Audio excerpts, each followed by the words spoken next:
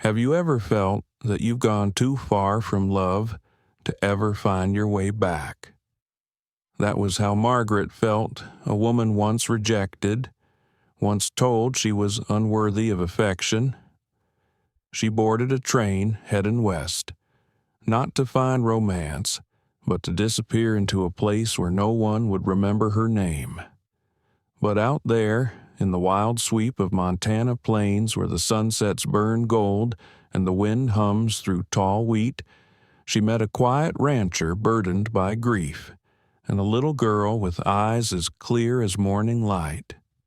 And when that child whispered, "Can you be my mommy?" Margaret's whole world shifted. If it were you, would you dare open your heart again? Would you believe that love can bloom even after everything you've lost, in that rugged land of dust and sky? Three lonely souls found each other not through promises, but through the quiet courage to love again. This is not just a Western romance. It's a story about redemption, about the way broken hearts can find healing when they stop running from love. So stay with me and listen to the tale of the mail-order bride, thought no one wanted her until a little girl whispered, "Can you be my mommy?" If you still believe that love can take root in the most unlikely places, don't forget to like, share, and subscribe to Frontier Hearts, and let's begin this journey together. The whistle of the westbound train shrieked through the frozen air, echoing off the white hills that surrounded Willow Creek. Snow fell in slow, deliberate flakes, covering the tracks like a forgotten road to nowhere. Margaret Hale pulled her worn shawl tighter across her shoulders. She'd been standing on that platform for nearly an hour, long after every passenger had left. The small station sat silent now, just the wind, the snow, and her own heartbeat. In her gloved hand, she held a crumpled letter. The ink had run where the snow had melted across it. The words were still readable. "My apologies. Miss Hale, I've changed my mind. I wish you the best." Just one line. No signature, no explanation. Her breath trembled in the cold as she folded the letter again, though she didn't know why. Perhaps because throwing it away would mean admitting it had all been real. The promises, the hope, the idea that someone, somewhere, wanted her. A gust of wind pushed against her skirt. The whistle of the departing train faded into distance, taking with it the last trace of warmth. She whispered to no one, "I suppose that's that." The words disappeared into the snow. Behind her, the sound of boots crunched on the platform. Margaret turned quickly. A tall man, broad-shouldered, stood a few yards away. His coat was heavy wool, dusted white. Beneath the brim of his hat, his eyes were gray steady, unreadable. Beside him stood a little girl bundled in a red scarf, holding a cloth doll missing one button eye. The man spoke first. "Are you Miss Margaret Hale?" His voice was deep, calm, almost careful. "Yes," she answered, clutching her small carpetbag. "But you're not Mr. Reed?" "No, ma'am." The man shifted his weight. "Name's Elias Boone. I run the timber ranch north of town." She nodded, unsure what to say. The girl peeked out from behind him, curious and shy. Elias continued. "Station master said you've nowhere to stay tonight. The weather's turning worse. You'll freeze out here." Margaret hesitated. "I don't want to trouble anyone." "I'll find a room," he interrupted gently. "Every room in Willow Creek's full. The rivers block the pass. No stagecoach till morning." There was no judgment in his tone, but there wasn't pity either. Just fact. Then, from somewhere near his coat sleeve, came a small voice. The little girl stepped forward, eyes bright as blue glass. Her words were soft, almost lost in the wind. "Are you my new mama?" Margaret froze. The child's voice pierced her chest like the sharp wind itself. She blinked, caught between heartbreak and something she couldn't name. Elias crouched, placing a hand on the girl's shoulder. "Ruby," he said quietly, "that's enough."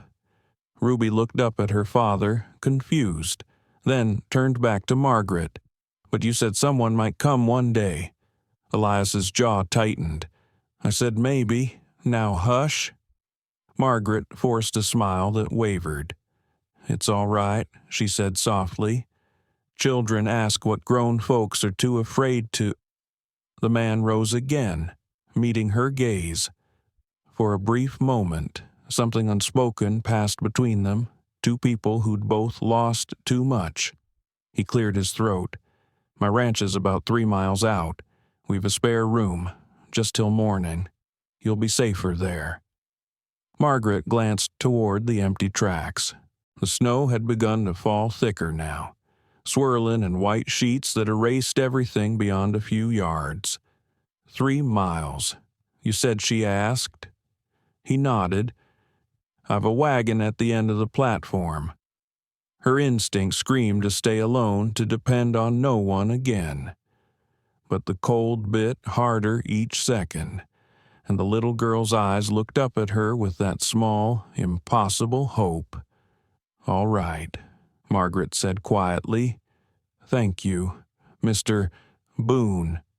He tipped his hat. "Elias will do." The wagon creaked through the drifts, wheels half buried in snow. Margaret sat in the back beside Ruby, wrapped in an old blanket. The horse's breath steamed in the frigid air. Ruby watched her in the dim lantern light. "Do you know how to braid hair?" the child asked suddenly. Margaret smiled faintly. "A little. My mother used to braid mine before church. My mama used to, too," Ruby said before she got sick. Elias kept his eyes on the road ahead. The sound of the reins was the only answer for a while. Margaret glanced at the girl. How long has it been? Ruby's voice dropped to a whisper. 2 winters. The wagon jolted over a rut, breaking the silence. Margaret wanted to reach for the child's hand, but stopped herself. She wasn't family. She was just a stranger brought in by the storm. The wind whistled through the pine trees as they reached the ridge. Below, a faint light glowed from a cabin window, warm and golden, like a promise she wasn't sure she deserved. When the wagon stopped, Elias stepped down and helped her with her bag. The snow reached halfway to her boots. "You'll find the fire inside," he said.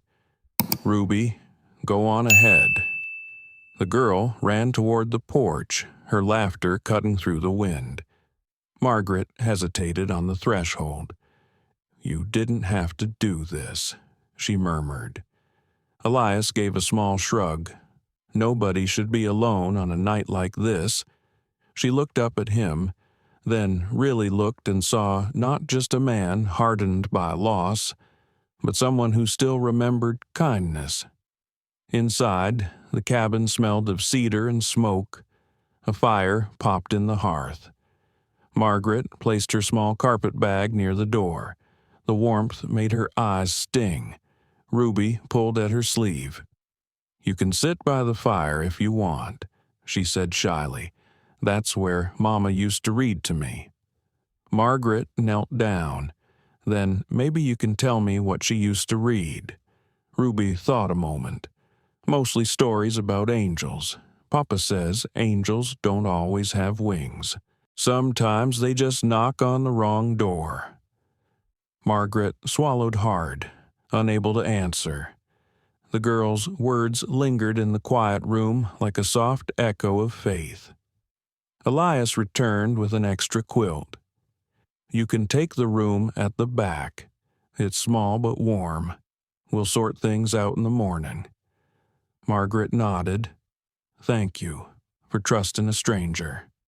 He paused at the doorway. Everyone's a stranger once. Then he left her to the crackling fire and the whisper of the storm. Margaret sat for a long time, staring into the flames. The sound of the wind against the shutters felt almost like voices, all the things she'd wanted to hear. You're safe. You're home. You're wanted. She closed her eyes. For the first time in years, she let herself believe it might be true. The cabin door shut behind her with a soft thud, and for a moment the world was only the crackle of firewood and the faint hum of the storm outside. Margaret stood near the hearth, letting the heat reach her numb fingers. Melted snow slid from her shawl and hissed where it touched the stones. She could still feel the ache of the wind in her bones, the echo of Ruby's small voice asking that impossible question, "Are you my new mama?" It repeated itself in her mind like a lullaby that would not end. Across the room, Elias stacked another log into the firebox. The orange light flickered across his face, catching the scar near his temple, a thin white reminder of some older wound. He said nothing for a while, neither did she. Finally he spoke. "You'll catch your death if you keep standing there in wet clothes." She nodded and unfastened her cloak, hanging it on a peg by the door. The air smelled of cedar, pine sap, and faintly of tobacco. The place was tidy but not empty of life. Boots lined near the wall, a half-finished toy horse on the table, a Bible with worn edges. "I'll show you to the spare room," Elias said, brushing snow from his sleeve. "It used to be a sewing space. Haven't used it much since." He paused, then continued quietly. "Since Sarah passed." Margaret followed him down a narrow hall. The floor creaked softly under their boots.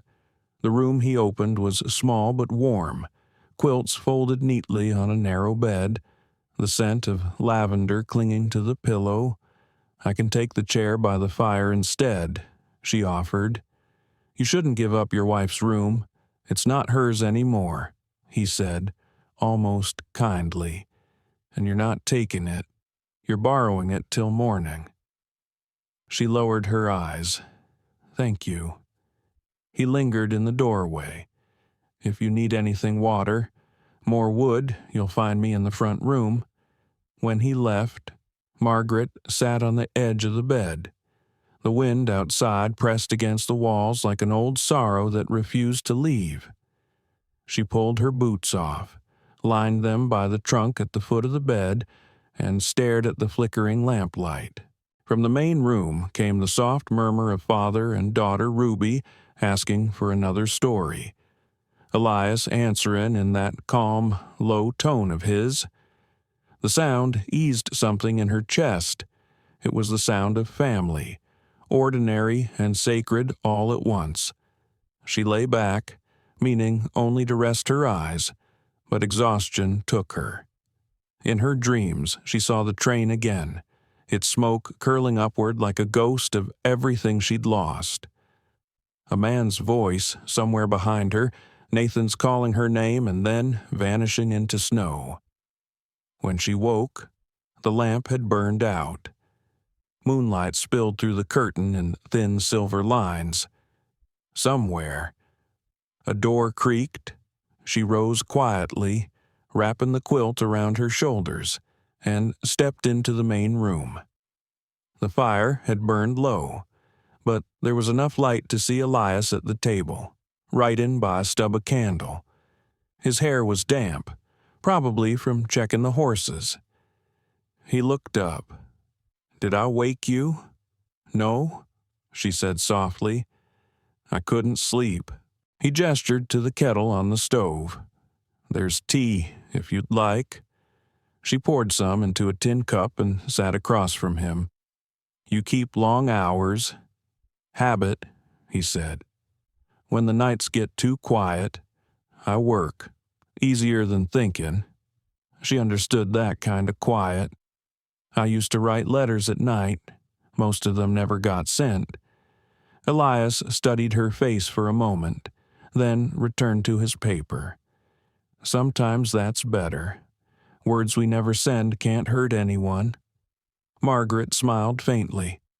Or heal them. Neither spoke for a time. The wind pushed against the shutters, the flame bent and recovered. "Ruby told you about her mother," he said finally. "A little. She was a good woman," he murmured. "Kind. Steady. Fever took her fast. Ruby doesn't remember much, just pieces. I try to fill in the rest." He stopped writing and set down his pen. "I'm sorry about the way she spoke to you earlier about being her mama. She doesn't mean disrespect, just misses having someone to talk to when the sun goes down." Margaret's voice trembled slightly. "She didn't hurt me. She reminded me that children hope even when grown people forget how." Elias looked at her, then really looked, and something softened in his expression. "You've had your own share of forgetting, haven't you?" She gave a small nod. "I thought coming west might change that. Start over. But the man who sent for me, he changed his mind before I ever arrived." His brow tightened. "You came all this way on a promise that broke." "Yes." "Seems foolish now." "Not foolish," he said. "Just trusting. The world could use more of that." The compliment caught her off guard. She hid it by sipping the tea, which had gone lukewarm. After a while, he rose and added wood to the fire. "You should rest. Tomorrow the roads might clear. I'll see about getting you to town, find you proper lodging." She wanted to thank him, but the words tangled in her throat. Instead, she nodded and returned to the small room. Before she closed the door, she saw Ruby asleep on the couch, the doll tucked under her arm. Elias lifted a blanket over her shoulders with the tenderness of someone who loved carefully because he'd once lost too much. Back in her room, Margaret blew out the lamp and lay awake again. Every board in the cabin sighed with the wind. Somewhere deep inside, a strange calm began to settle. She wasn't safe yet. Not really. But she wasn't adrift either. For the first time since she'd left Boston, she felt anchored to something more than hope. Morning came pale and quiet. The snow outside gleamed blue in the early light. Margaret found a kettle already steaming on the stove and the scent of coffee filling the air. Elias was by the window, checking the sky. Storms breaking, he said without turning. Sun might even show itself today. She smiled. "Does that happen often?" "Not enough." Ruby appeared, hair tangled, rubbing sleep from her eyes. When she saw Margaret, her face lit up. "You didn't leave." The joy in that small voice startled Margaret. "No, darling, not yet." Elias turned then, an unreadable look on his face, something between relief and caution. Over breakfast, cornbread, eggs, and strong coffee, they spoke little, but there were quiet gestures, Elias passing her the jam before she asked.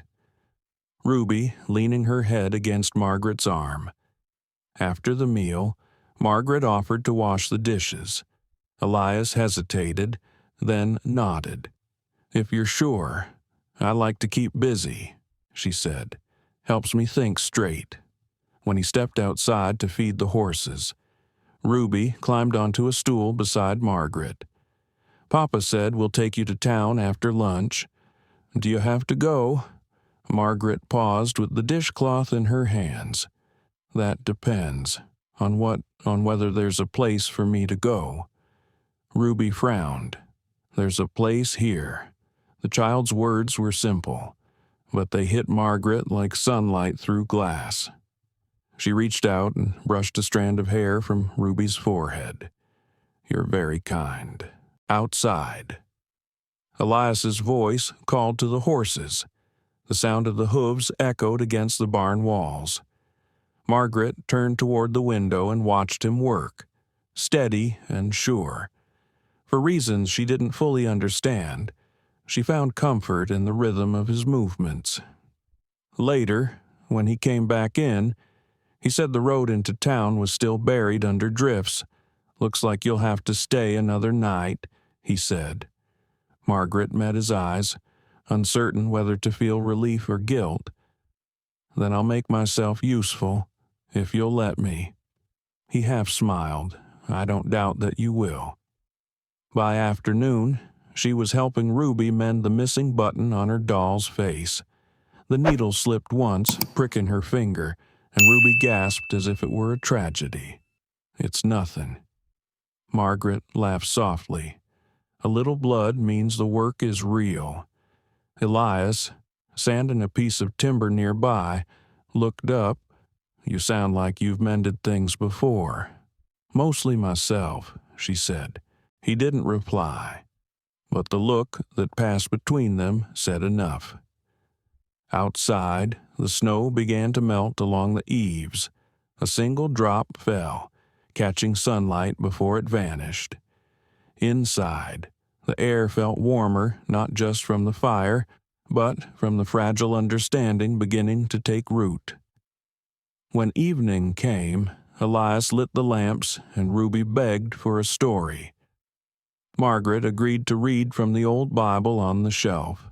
Her voice was low, steady, filled with the quiet strength of someone who had been both broken and remade. As she read, Elias listened from the shadows, arms folded. He didn't notice when the frown lines at his brow began to ease, and when Ruby finally drifted to sleep. Margaret closed the book and whispered good night. She glanced once more at Elias before retreating to her small room. Neither of them spoke the truth that had begun to bloom quietly between them, that in one night a stranger had already started to feel like home. That night, the wind eased and the world outside grew still. The snow no longer fell heavy but drifted lazily beneath the pale glow of the moon. Inside the Boone cabin, all was quiet except for the soft ticking of the clock on the mantel. Margaret lay awake in the small room that had once been filled with the hum of sewing and laughter. Now, only her breathing broke the silence. Sleep wouldn't come easily. Every time she closed her eyes, the ghosts of her past stirred. She rose from bed, wrapped a shawl around her shoulders, and sat at the little desk near the window. Moonlight glimmered on the frost that clung to the glass. She opened her carpet bag and pulled out a folded piece of paper, the letter she'd written days ago, the one she hadn't sent. Her hands trembled as she unfolded it. The ink had smudged slightly, but the words still stared back at her. "Dearest Mama, I'm still trying to be brave. The world doesn't welcome women like me, not ones with a name whispered with pity or a face that carries two heritages. But I've come west to find something more than pity. I don't know if I'll find it, but I had to try." She sighed, pressing the page flat. That letter was never meant for mailing. It was a confession to a mother long gone, a way to remind herself that even broken roots could grow again. A floorboard creaked behind her.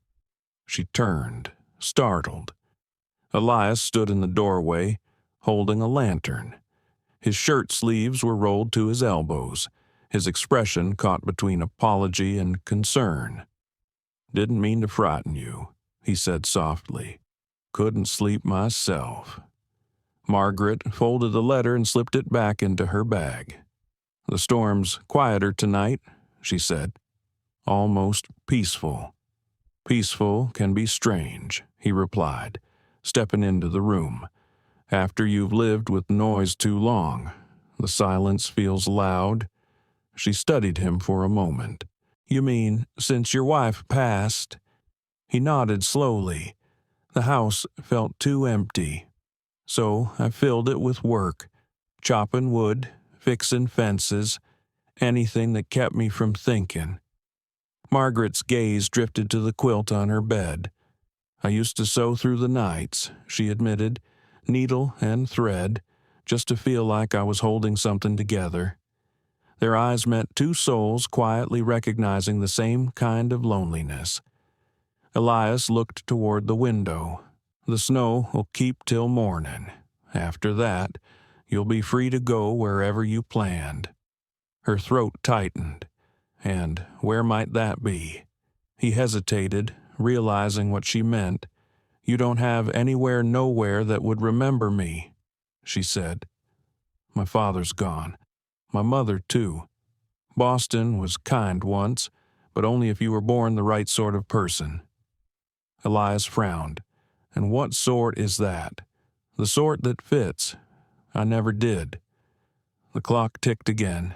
In that dim light, her face seemed both fragile and fierce, like glass forged in fire.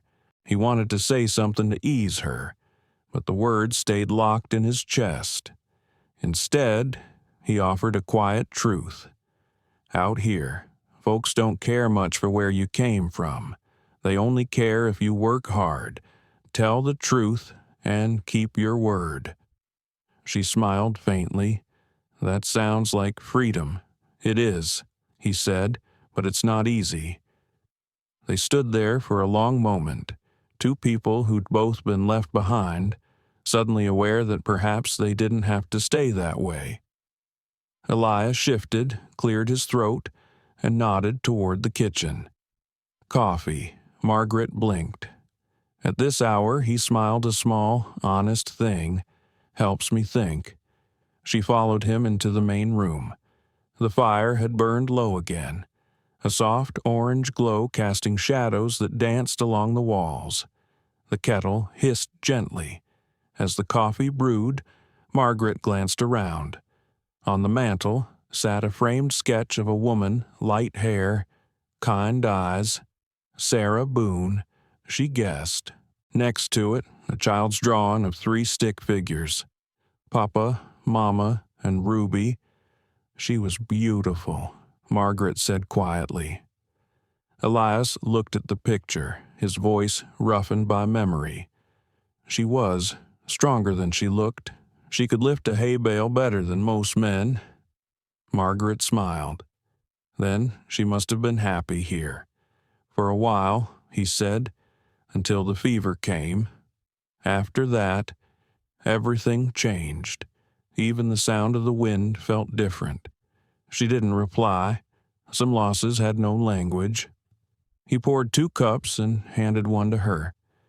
You remind me of her sometimes, he said without looking at her. Margaret blinked. How so?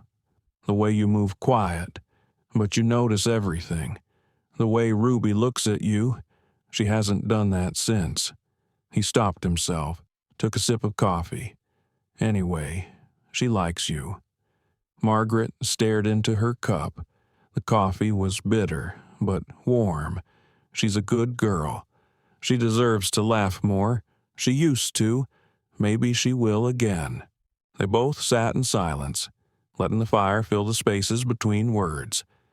Outside, the wind sighed softly against the eaves.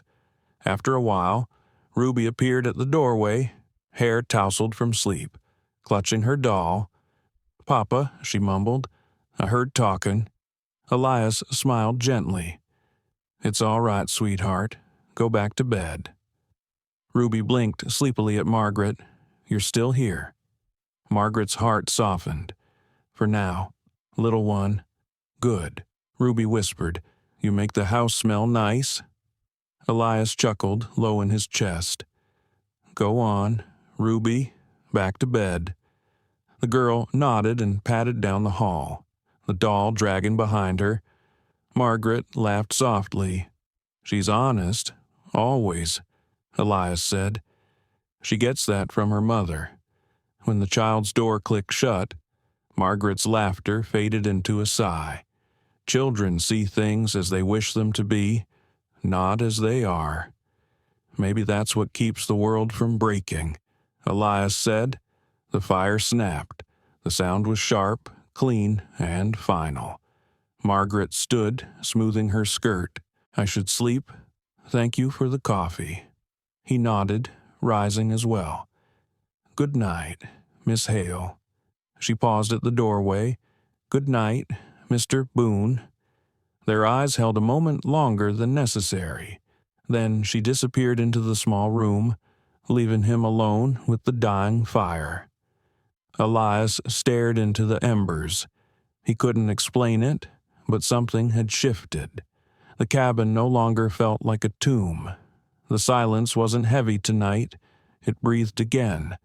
In her room, Margaret unfolded her letter once more, tracing the words with her fingertips. She added a final line before blowing out the candle. I met a man who doesn't speak much and a child who speaks from the heart. For the first time, I am not invisible. She folded the paper, placed it beneath her pillow, and closed her eyes. Outside, the moon climbed higher over the snow-covered valley, casting its silver light on the Boone Ranch, three souls bound by accident and something far quieter, but far stronger, beginning to grow in the space between loss and hope. The next morning arrived pale and sharp. The sunlight spilling through the frosted window was thin but golden, glinting off the snow like scattered shards of glass. The storm had passed, leaving a silence so pure it almost sang. Margaret woke to the sound of distant laughter. It took her a moment to remember where she was. The scent of coffee and baked cornbread reached her before she opened her eyes fully.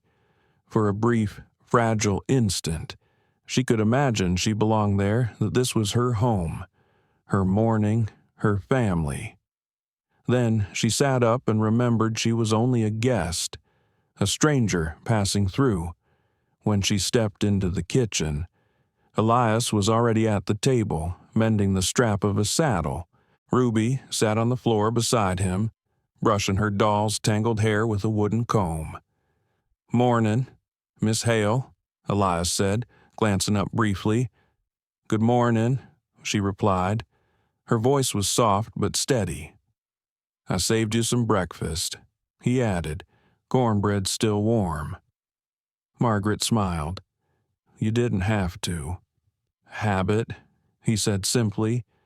"Sarah used to say a house should always smell like bread in the morning." The name of his late wife hung in the air for a moment, not heavy but tender. Margaret nodded, understanding the unspoken ache behind it. Ruby looked up and grinned. "Papa says the road might clear today. Are you gonna leave?" The question was innocent, but it landed like a small stone in Margaret's chest. She set down her cup slowly. "Maybe. I suppose I should." Ruby's smile faded. "Oh." Elias glanced at his daughter, then back to Margaret. "The pass is still half blocked," he said. "It'll be a few more days before the stage runs again. You're welcome to stay till then." She hesitated. "I wouldn't want to impose." "You're not," he said. "The work won't mind an extra pair of hands." That made her laugh quietly. "Work doesn't seem to wait for anyone out here." "No," Elias said, his mouth curving slightly. "It keeps you honest." After breakfast, Margaret insisted on cleaning the dishes. Ruby followed her around like a small shadow, asking questions about everything where she was from, whether she'd ever seen the ocean, if she liked stories about angels. "Yes, I've seen the ocean," Margaret answered, drying her hands. "And yes, I like stories about angels, especially the ones that don't have wings." Ruby frowned. "How can they be angels if they don't fly? Because," Margaret said, kneeling so they were eye to eye. Sometimes angels walk beside you. They look like ordinary people, but they make you feel safe." Ruby thought about that for a long moment, then nodded. "Maybe you're one of them." Margaret's throat tightened. "I don't think so, sweetheart. I've made too many mistakes. Papa says everyone makes mistakes. That's why we need grace." Margaret blinked, surprised. "Your father said that Ruby smiled proudly. He reads it from the Bible sometimes when he thinks I'm asleep." Margaret turned toward the window. Elias was outside now, leading a horse from the barn, his breath rising in pale clouds. She watched him for a long moment, struck by how naturally he moved the rhythm of a man who worked not for glory, but for survival. She pulled her shawl tighter and stepped outside to help. The cold bit at her cheeks, but she hardly noticed. "Can I lend a hand?" she asked. Elias looked up from tightening a harness. "You ever handled stock before? Not horses," she admitted, "but I've worked with stubborn men. I figure it can't be that different." He laughed under his breath, the sound short but genuine. "Fair enough. Here, hold this lead steady." She obeyed, careful but confident. The horse shifted, testing her. She didn't flinch. Elias nodded approvingly. "You've got calm hands. Animals trust that. My mother used to say the same about people." Margaret said. She said calm hands can mend what harsh words break. Elias looked at her for a moment longer, then adjusted the harness. "Your mother was wise." "She was," Margaret said softly. "But the world didn't always listen to women like her. Or like you," he said before he could stop himself. Their eyes met, and the air seemed to hold still. For a moment, the only sound was the horse's breathing and the creak of leather. Then Ruby's laughter broke the spell as she ran toward them, waving a wooden stick like a flag. "Papa, Miss Hale." "Look what I found." Elias smiled and took the stick from her. "That's not a flag, Ruby. That's kindling." "It could be both," Ruby insisted. Margaret knelt to the girl's level. "You might be right. Sometimes it just depends on how you hold it." Elias shook his head, amused. "You'll turn her into a philosopher. She already is one," Margaret said. By midday, the three of them worked side by side, feeding the animals, clearing the snow from the porch, mending what the storm had broken. Every so often, Elias would glance toward Margaret, quietly observing the way she moved with purpose. She wasn't delicate. She was capable, efficient, unafraid of dirt or cold. It stirred something in him, admiration, maybe, or the faint memory of what hope used to feel like when the chores were done. Margaret built a stew from what she found in the pantry: carrots, onions, a bit of dried venison. She hummed softly as she cooked, a tune unfamiliar but soothing. Ruby watched from the table, chin propped in her hands. "What song is that?" the girl asked. "It's from my mother's people," Margaret said, "a Nez Perce lullaby. It means the sky will hold you." Ruby repeated the words slowly, her small voice uncertain but sweet. Elias, listening from his chair, found himself closing his eyes for a moment. The melody felt like warmth itself, something that reached the parts of him long sealed away. Dinner that evening was simple, but the air felt lighter somehow. Ruby chattered about the doll she was sewing a new dress for. Margaret told a story about a hawk she once nursed back to health. Elias listened, smiling faintly, saying little but missing none of it. When the fire burned low, Ruby leaned sleepily against her father's arm. "Papa," she murmured. "Can Miss Hale read me a story?" Elias looked to Margaret. If she doesn't mind, I'd be honored," she said. She took the Bible from the mantel and opened it carefully, her voice soft and steady as she read a passage from the Psalms. The rhythm of the words filled the room like a prayer made of light and breath. Ruby's eyes fluttered closed. Elias rose and carried her to her small bed. When he returned, he lingered near the fire, watching the flames.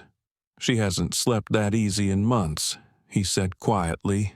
"I'm glad," Margaret answered. "She's a brave little soul. She gets that from her mother."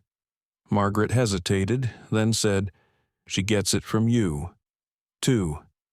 Elias looked at her, startled by the certainty in her tone. "You think so, I know so," she said simply. The fire popped again, sending a brief shower of sparks upward. The air between them seemed to shimmer. Outside, the snow began to fall once more, light and soft, as though the heavens had exhaled. Margaret watched it through the window, her heart both aching and full. She didn't know how long she would stay, or what waited beyond the pass when it opened again. But tonight, for the first time in years, she felt part of something living. And as she turned back toward Elias, who still stood quietly by the fire, she realized that hope, that fragile, stubborn thing, had found its way back to her, disguised as the warmth of a home she never expected to find. The days that followed moved in a rhythm Margaret had almost forgotten life could hold. Mornings began with the sound of a rooster beyond the barn, and the smell of wood smoke drifting through the cold. She helped Ruby dress and braid her hair, and together they prepared breakfast before Elias returned from the stables, his boots heavy with snow. Sometimes they spoke only in simple words about the weather, the animals, or which fence might need mending, but there was comfort in that kind of ordinary talk. After so many years of uncertainty, the small, steady things felt like grace. Still, Margaret knew the stillness wouldn't last. The world always had a way of intruding. On the fourth morning, Elias hitched the wagon to head into Willow Creek for supplies. The storm had lifted for good, leaving the sky wide and bright. When he offered her a seat beside him, she hesitated, then nodded. Ruby clapped her hands. "Can we go too?" Elias smiled. "Not today, little bird. You stay and help Mrs. Taylor with the laundry. Miss Hale and I will be back before supper." Ruby pouted but obeyed. "Bring me candy." Elias laughed. "We'll see." As the wagon rumbled down the snow-packed trail, Margaret breathed in the crisp air. The world stretched out before them, white fields, fences half buried, pine trees glistening like glass. She hadn't realized until that moment how beautiful emptiness could be when it wasn't loneliness. Elias glanced at her once or twice as they rode, the brim of his hat shadowing his eyes. "You've been quiet this morning." She smiled faintly. "I'm still learning how to belong somewhere without feeling like I'm intruding." He kept his gaze on the road. "You don't have to earn your place here. Sometimes just showing up is enough." The words struck her deeper than he likely meant them to. She turned toward the horizon to hide her expression. When they reached town, the streets were busy again. Wagons lined up near the mercantile. Women gathered near the church steps. It wasn't a large place, but it buzzed with that small-town hum where everyone knew everyone else. Elias helped her down from the wagon. As they stepped inside the mercantile, conversation slowed. Two women by the fabric counter turned to whisper. Margaret felt the weight of their eyes before she even heard the words. "Isn't that the mail-order bride from Boston?" one murmured. "The one who was left at the station. I heard she's staying at Elias Boone's place." The words were soft, but sharp enough to sting. Margaret lowered her eyes and busied herself with a list in her hand, though she hadn't written one. She reached for a spool of thread she didn't need just to keep from looking up.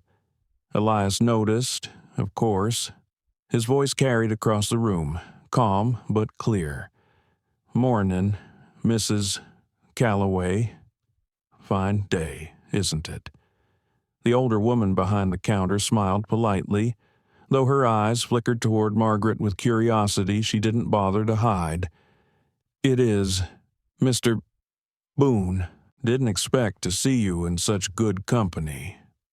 Elias's jaw tightened. Miss Hale's been helping around the ranch. Couldn't manage half the work without her. The room quieted at that.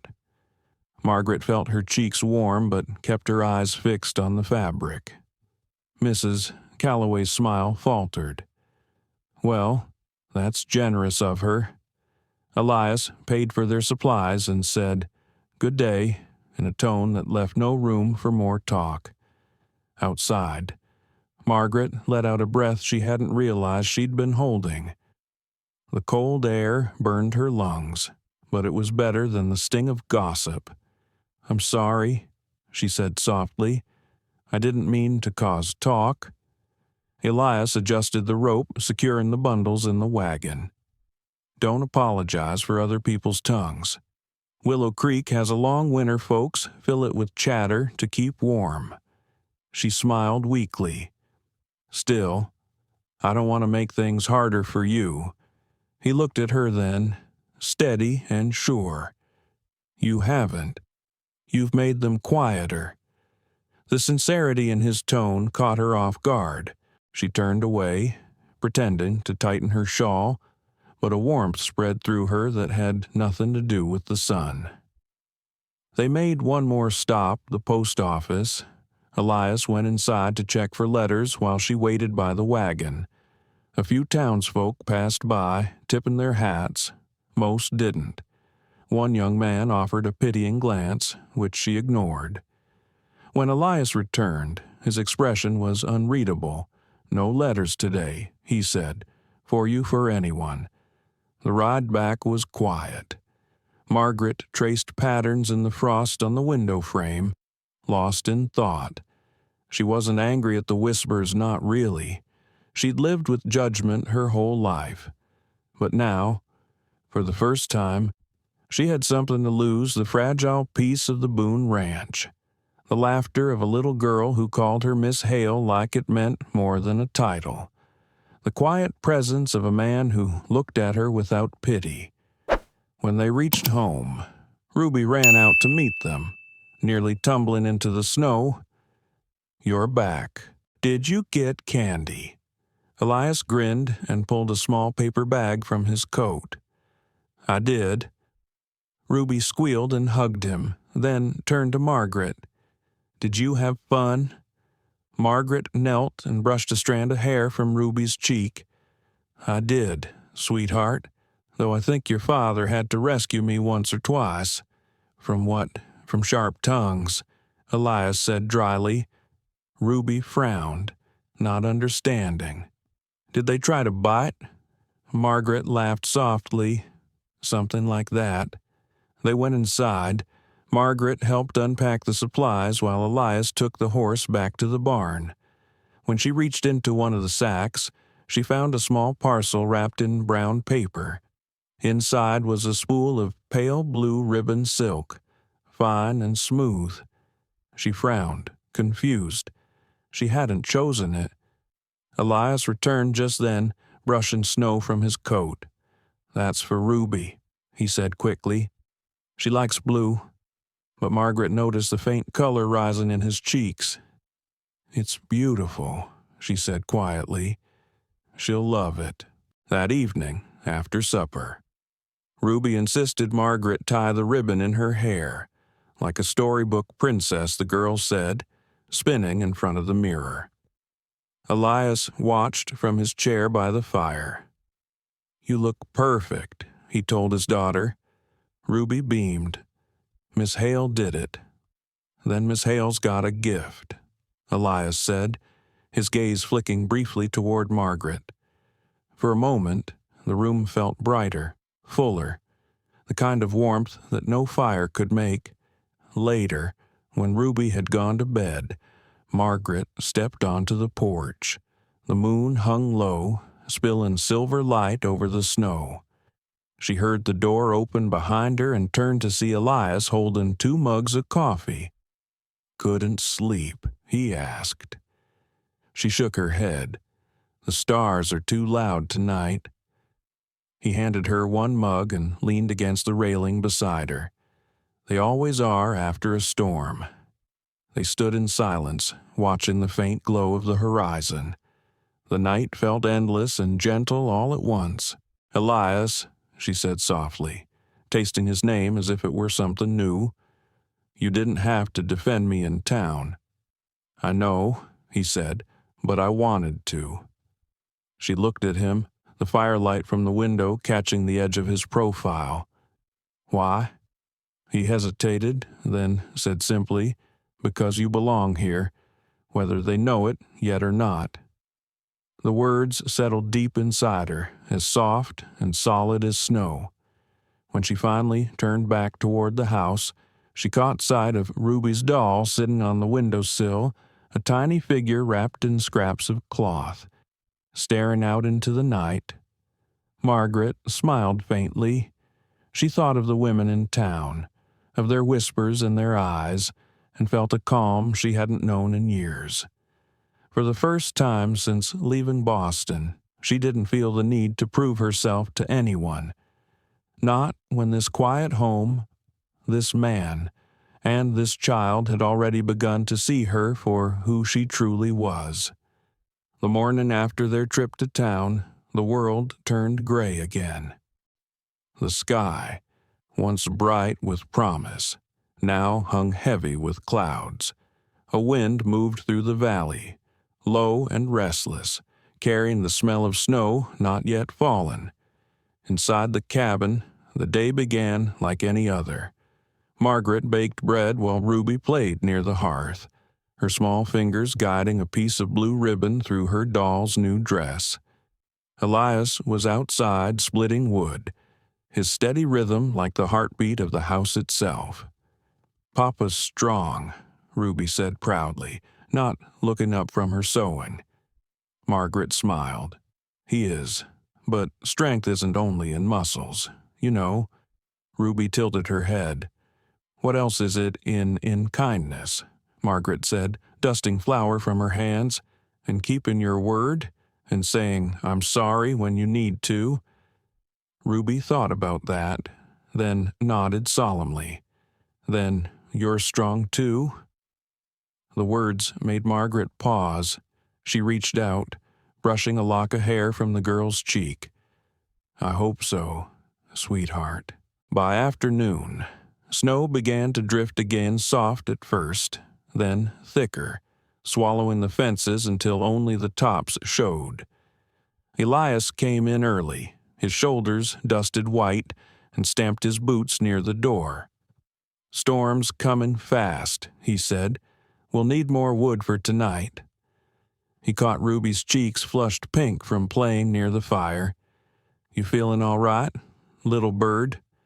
Ruby nodded quickly. "Just warm, but later."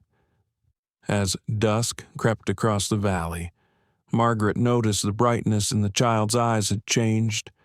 Her laughter had gone soft, her steps slower. When she laid a hand on Ruby's forehead, heat pulsed beneath her palm. "Elias," she called, trying to keep her voice steady. "Come here a moment." He crossed the room in an instant. "What is it?"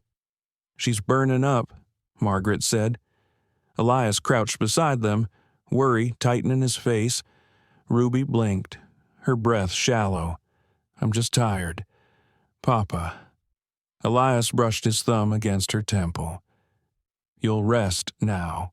Margaret was already moving, fetching a basin of water, dampening a cloth, crushing herbs she carried in a small pouch from her satchel. Elias watched her, surprise flickering in his eyes. You know what to do? My mother taught me, she said. When the fevers came to our village, she treated half the children with these. She worked quickly but gently, placing the cool cloth on Ruby's forehead, whispering in a voice soft as lullaby. Elias handed her what she needed without question. As the hours passed, the storm grew louder, wind beat against the shutters, and the fire crackled like restless thunder. Ruby tossed in her sleep, whispering fragments of dreams. Margaret stayed by her side, steady as the flame that refused to die. At one point, Ruby whimpered, "Mama, don't go." Elias's head lifted sharply. His hand trembled where it rested on the edge of the bed. Margaret glanced at him, then smoothed the child's hair. "It's all right, love," she murmured. "You're not alone." Her voice flowed like water, soothing, sure. She began to hum the Nez Perce song her mother once sang, low and rhythmic, like the sound of rain on canvas.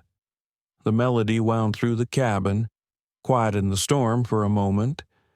Elias looked at her as if hearing something sacred. "What does it mean?" he asked quietly. Margaret's eyes stayed on the child. "It means the sky will hold you. It's a promise." Elias swallowed hard. "It sounds like one." He knelt beside her, and for a time they said nothing. The fire's light touched their faces, softening every line carved by grief or fear. When Ruby stirred again, her fever broke into a damp sheen of sweat. Margaret exhaled, relief trembling through her body. Elias placed his hand over his daughter's chest, feeling the steady rhythm return. "Thank God," he whispered. Margaret nodded, her shoulders sagging with exhaustion. She tried to stand, but he caught her wrist gently. "You've been up all night. Sit. Rest." "I'm fine," she said. "You're not." He replied softly. "Let me take care of something for once." His tone wasn't commanding. It was human, almost pleading. She sat, letting him fetch a blanket to drape around her shoulders. The warmth made her eyes sting. "Thank you," she said quietly. He shook his head. "I should be thanking you. You saved her." Margaret smiled faintly.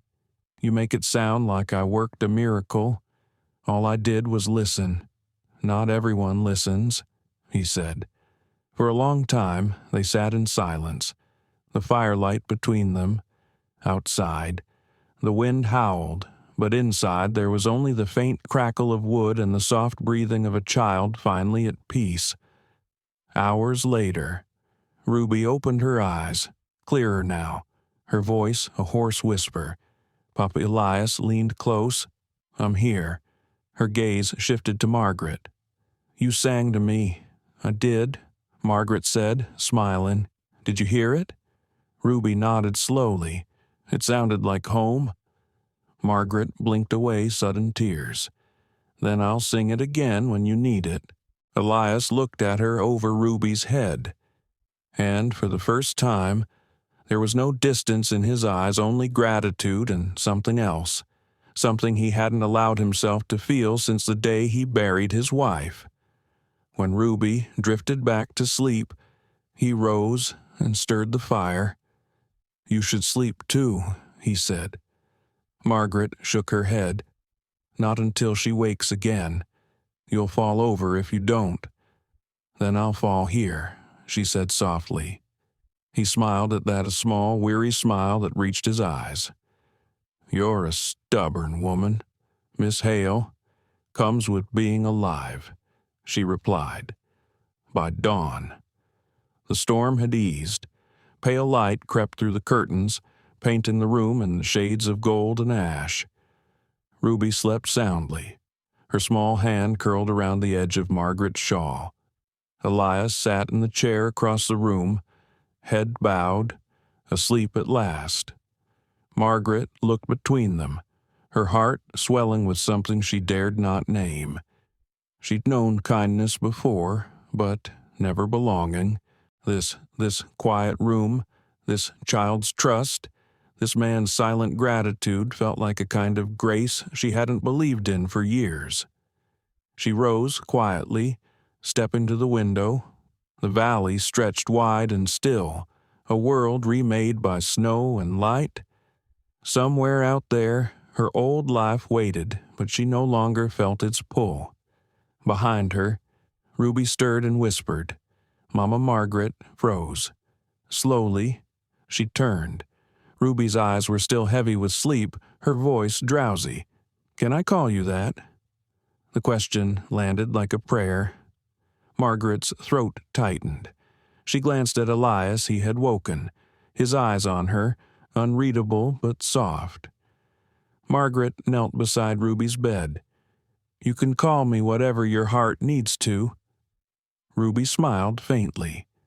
"Mama, then," she whispered, before drifting back to dreams. Margaret stayed kneeling, her hand trembling as it brushed the child's hair. When she looked up, Elias's gaze met hers again. This time, neither of them looked away. The world outside was changing, though they couldn't yet see how. The storm had left behind something more than silence. It had left a beginning. When morning finally came clear, the snow on the ground sparkled as if dusted with diamonds. The storm had broken for good this time. The air outside was crisp, so pure it almost stung. Inside the cabin, the silence was no longer the heavy kind that held sorrow. It was the silence of peace. Ruby still slept soundly, her small hand clutching the edge of her quilt. Her fever had left her, but the heat of her tiny body had imprinted itself on Margaret's heart.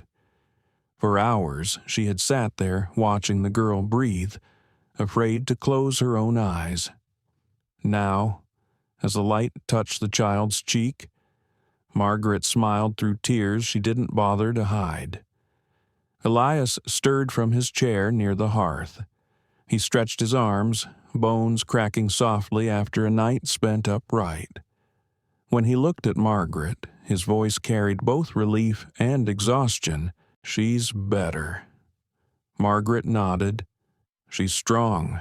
She'll be running circles around us by noon." Elias stood and crossed the room to look down at his daughter. His hand brushed her hair back with reverence. Then his eyes shifted toward Margaret, gratitude filling the silence. "You did that. You saved her. She saved herself," Margaret said gently. "I only helped her find her way back." Elias held her gaze a long moment before looking away. "You've got a strange way of talking, Miss Hale. Strange how, like the world isn't as hard as it really is." Margaret smiled faintly. "Maybe it's hard because too many people have stopped seeing the good in it." He chuckled softly. "You think there's still good in Willow Creek? I think there's good anywhere someone tries to be kind," she said. Her words lingered between them like a small warmth that refused to fade. Later that morning, Ruby woke, blinking as though she couldn't quite remember how she'd fallen ill. When she saw Margaret sitting nearby, she smiled. "You stayed." "Of course," Margaret said. "I told you I wouldn't go." Elias crouched beside them. "How are you feeling?" "Little bird hungry," Ruby said. Elias laughed the kind of laugh that came from somewhere deep. "Rusty from lack of use. That's a good sign." Margaret helped the girl sit up, wrapping a shawl around her shoulders. Ruby leaned against her, small and content. It was such a simple thing, but to Elias, the sight of it struck deeper than he'd expected. For a moment, he imagined this as their life mornings like this, laughter in the kitchen, warmth instead of memory. He quickly looked away before his thoughts could betray him. Margaret cooked a light breakfast porridge with a drizzle of honey. Ruby ate slowly while Elias sat beside her, watching her cheeks regain color. Margaret moved quietly around the room, tending to the fire, humming that same soft tune that had filled the night. Ruby listened, her spoon hovering halfway to her mouth. "That song makes my tummy feel warm," she said. Elias smiled at her words, but his eyes stayed on Margaret. "You've made this house sound different," he said quietly. Margaret looked at him. "Different. How like it's alive again." She didn't know what to say, so she busied herself washing the dishes. The sound of running water and clinking tin filled the room, blending with the faint crackle of firewood. After breakfast, Elias went outside to tend the horses. Margaret followed, needing the sharpness of the cold to clear her head. The yard stretched wide, still heavy with snow, but sunlight glittered on every surface. She walked toward the fence where Elias was checking the posts. "She's truly well now," Margaret said. "Another day or two and she'll be back to her old self." "I owe you more than I can say," he replied. "You don't owe me anything. I did what anyone would have done." He looked at her then, eyes steady. "That's not true. Not everyone would have risked that much for someone else's child." Margaret shook her head. "Maybe not for someone else's, but for Ruby. She's easy to love." Elias smiled, and the expression softened his whole face. "You're right about that." They stood there for a moment, the quiet between them gentle rather than awkward. Somewhere far off, a hawk called above the pines. The air smelled of pine sap and clean snow. Margaret broke the silence first. "You could have blamed me for bringing illness into your home. Some might have. I'm not some," he said. His voice was simple, sure, and it made something inside her chest loosen. That afternoon, as the day brightened, Ruby insisted on going outside. Margaret wrapped her in layers of wool, and Elias carried her out onto the porch. The sun glittered across the valley, each breath visible in the cold air. Ruby reached out a mittened hand toward the light. "It looks like the world's covered in sugar," she said. Margaret laughed softly. "Maybe it is. Sweet things hide where we least expect them." Elias looked over, watching her face glow in the sunlight. "You ever think about staying in one place for good?" he asked. Margaret hesitated. "I used to, but every time I thought I'd found somewhere to belong, something happened to tell me I was wrong." "Maybe you just hadn't found the right place," he said. "Maybe," she admitted, though her eyes stayed on the horizon. "Or maybe belonging isn't a place at all. Maybe it's a person." He fell quiet at that, and for once the silence carried weight. That evening, Ruby sat near the fire with her doll, humming Margaret's lullaby in a quiet imitation. Elias and Margaret shared a simple supper, when Ruby finally fell asleep. Margaret gathered her sewing and began mending a tear in one of Elias's shirts. "You don't have to do that," he said. "I know," she replied, "but I like mending things. It makes me feel useful." He studied her hands, the sure way they worked with needle and thread. "Sarah used to say that too," he murmured. "Said fixin' what's torn is the only kind of magic a person can really learn." Margaret smiled, looking up from her sewing. "Then she must have been a wise woman." "She was," he said, his eyes softening. "And stubborn, like you. Then I'll take that as a compliment." "You should." They both laughed quietly, the sound blending with the crackle of the fire. When she finished, she folded the shirt neatly and handed it to him. Good as new, she said. Elias took it, fingers brushing hers for only a second, but that second lingered like a spark. Neither spoke, though both felt it. Later, after he'd gone to check the barn doors, Margaret sat by the window, watching snowflakes drift lazily down, the glass fogged beneath her breath. For the first time since she'd arrived, she wasn't counting the days until she could leave. Elias returned and paused in the doorway. "You'll catch cold sitting there," he said. She turned toward him, smiling. "I've learned to live with the cold." "Still," he said, walking over to place a folded blanket around her shoulders, "you don't have to." The gesture was simple, but it reached her deeper than words ever could. "Thank you," she whispered. He nodded, his voice low. "You've thanked me enough. It's my turn now." She tilted her head. "For what? For reminding me what home sounds like?" Her breath caught, but she didn't reply.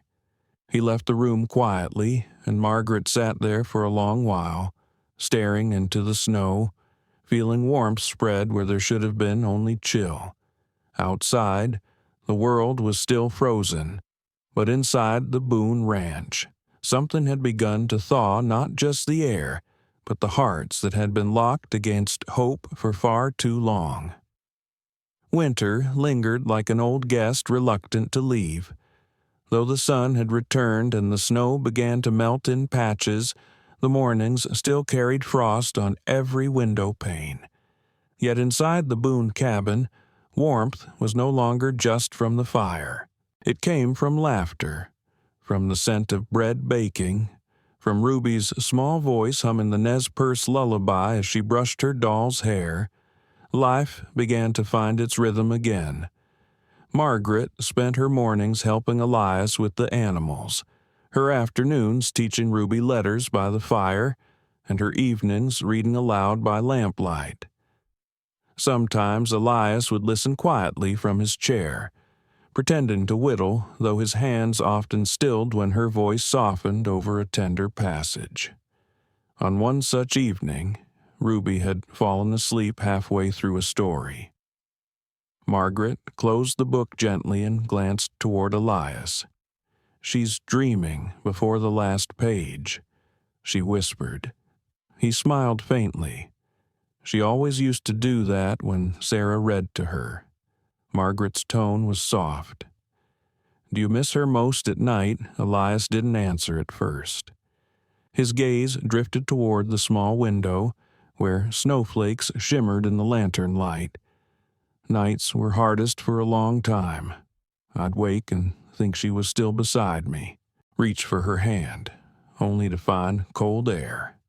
Margaret said nothing, only listened. Elias took a slow breath. "When she died, I promised myself I'd never let anyone fill that space again. It felt like betrayal, somehow to heal." Margaret looked down at her folded hands. "Sometimes healing isn't betrayal, it's permission." He turned toward her. "Permission for what to live," she said simply, "to remember without being trapped by it." The quiet stretched between them, but it wasn't uncomfortable. It was honest. Elias studied her, his voice low. "You talk like someone who's had to start over more than once." "I have," she admitted. "When I left Boston, I thought I was running from disappointment.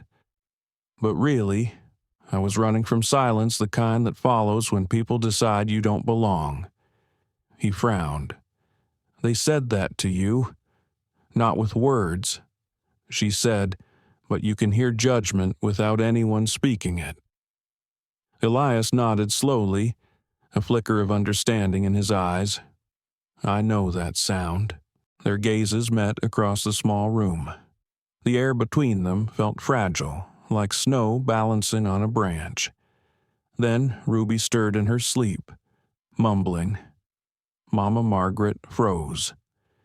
Elias's eyes softened. He reached over and pulled the quilt higher around his daughter. "She means you," he said quietly. Margaret's heart trembled. "I know. Does it frighten you?" "No," she whispered, "but it humbles me." Elias smiled a rare, unguarded smile that seemed to warm the whole room. "She hasn't spoken that word in over a year." Margaret felt tears sting her eyes. Then maybe it's time someone answered when she does. The fire crackled. Outside, the wind sighed against the eaves, and for the first time, Elias didn't feel the emptiness that used to follow him through every winter's night. Days passed. The snow began to retreat from the hillsides, revealing grass like thin green ribbons. Spring wasn't here yet, but its scent lingered in the air. Margaret spent the morning scrubbing linens in the yard while Ruby played nearby. The girl had built a small fortress from old fence boards and sticks, her imagination unbound. Elias approached, sleeves rolled, holding a bucket of water. "Looks like you've got a helper," he said. Margaret laughed. "If you mean the one who spent an hour building a castle for her doll, then yes." Ruby grinned. "It's not a castle, Papa. It's a fort for brave girls only." Elias raised a brow. "And what about brave cowboys?" Ruby shook her head seriously. "They can visit if they bring pie?" Margaret chuckled, shaking her head. "You've been warned." Elias smiled, but his gaze lingered on Margaret longer than before. The sight of her there, sleeves rolled, sunlight touching her hair, laughter soft and real stirred something deep in him. He couldn't remember the last time the sight of someone made the day feel shorter, sweeter. That night, after Ruby had gone to bed, the air outside grew still again. Elias stepped onto the porch to cool his thoughts. Margaret joined him a few minutes later, wrapping a shawl around her shoulders. "The stars look close enough to touch," she said quietly. He nodded. "Out here, they're the only things that never lie." Margaret smiled. "That's a beautiful thought. I didn't mean it to be. It is anyway." He turned toward her. "You always find the light in things, don't you?" "Not always," she admitted, "but I try. Darkness never needed help finding me. I figure I should make the first move now." Elias looked down at his hands, then back at her. "You've changed this house. You've changed me." Her heart thudded at the words. "Elias." He met her eyes, voice barely above a whisper. "I know what folks in town said, but they don't see what I see. And what do you see a woman who walks into a room and brings it back to life?" he said. "A woman who gave my daughter her smile again." The emotion in his tone hit her harder than she expected. She stepped closer, her breath visible in the cold night. "You give me too much credit." "No," he said softly, "not nearly enough." For a moment, neither spoke. Only the night breathed around them, the wind through the pines, the faint creak of wood beneath their feet, the distant call of an owl. Then Elias reached into his pocket and pulled out a small object. It was a brooch, simple, silver, shaped like a bloomin' flower. "It was Sarah's," he said. "She wore it every Sunday. I thought I'd buried it with her, but Ruby found it in an old box last week." He held it out to her. "I can't take this," Margaret said, stepping back slightly. "You can," Elias said, his eyes steady, "because it's not about forgetting her. It's about thanking the person who helped me remember her kindly." Margaret hesitated, then took the brooch with trembling hands. "I'll keep it safe. I know you will." They stood there under the stars, the distance between them shrinking to something fragile and sacred. Inside, Ruby stirred and called softly for her papa. Elias glanced toward the door, then back to Margaret. "We should go in." "Yes," she said, though neither moved right away. When they finally did, something unseen had shifted between them. Not yet love, perhaps, but the beginning of it. The kind that doesn't arrive like thunder but grows slow and steady, like spring thawing winter's last hold on the earth. And, as Margaret lay awake later, the silver brooch on the table beside her, she realized she no longer dreamed of Boston, or of the life she'd left behind. Her dreams were filled with the scent of pine, a little girl's laughter, and the quiet strength of a man who had learned to live again. By March, the world around Willow Creek began to change. The snow that had blanketed everything for months finally began to melt, revealing the earth beneath dark, rich, and ready for planting.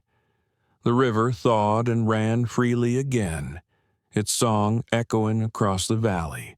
For the Boone Ranch, the season meant work. The cattle needed tending, fences repairing, and fields clearing. But it also meant the first signs of color returning to the land, the faint green of grass, the blush of the early wildflowers near the creek bed. Margaret had begun to hum more often these days. She didn't even notice it at first, a tune here, a few bars there. It seemed to happen when she wasn't thinking, as if joy had quietly found its way back into her bones. Elias noticed, though he didn't say much. Some mornings he'd pause outside the barn door just to listen, the sound of her voice floating through the air like something alive. Ruby would often join in, her little voice rising bright and uneven, and he'd stand there smiling, feeling something unfamiliar but good.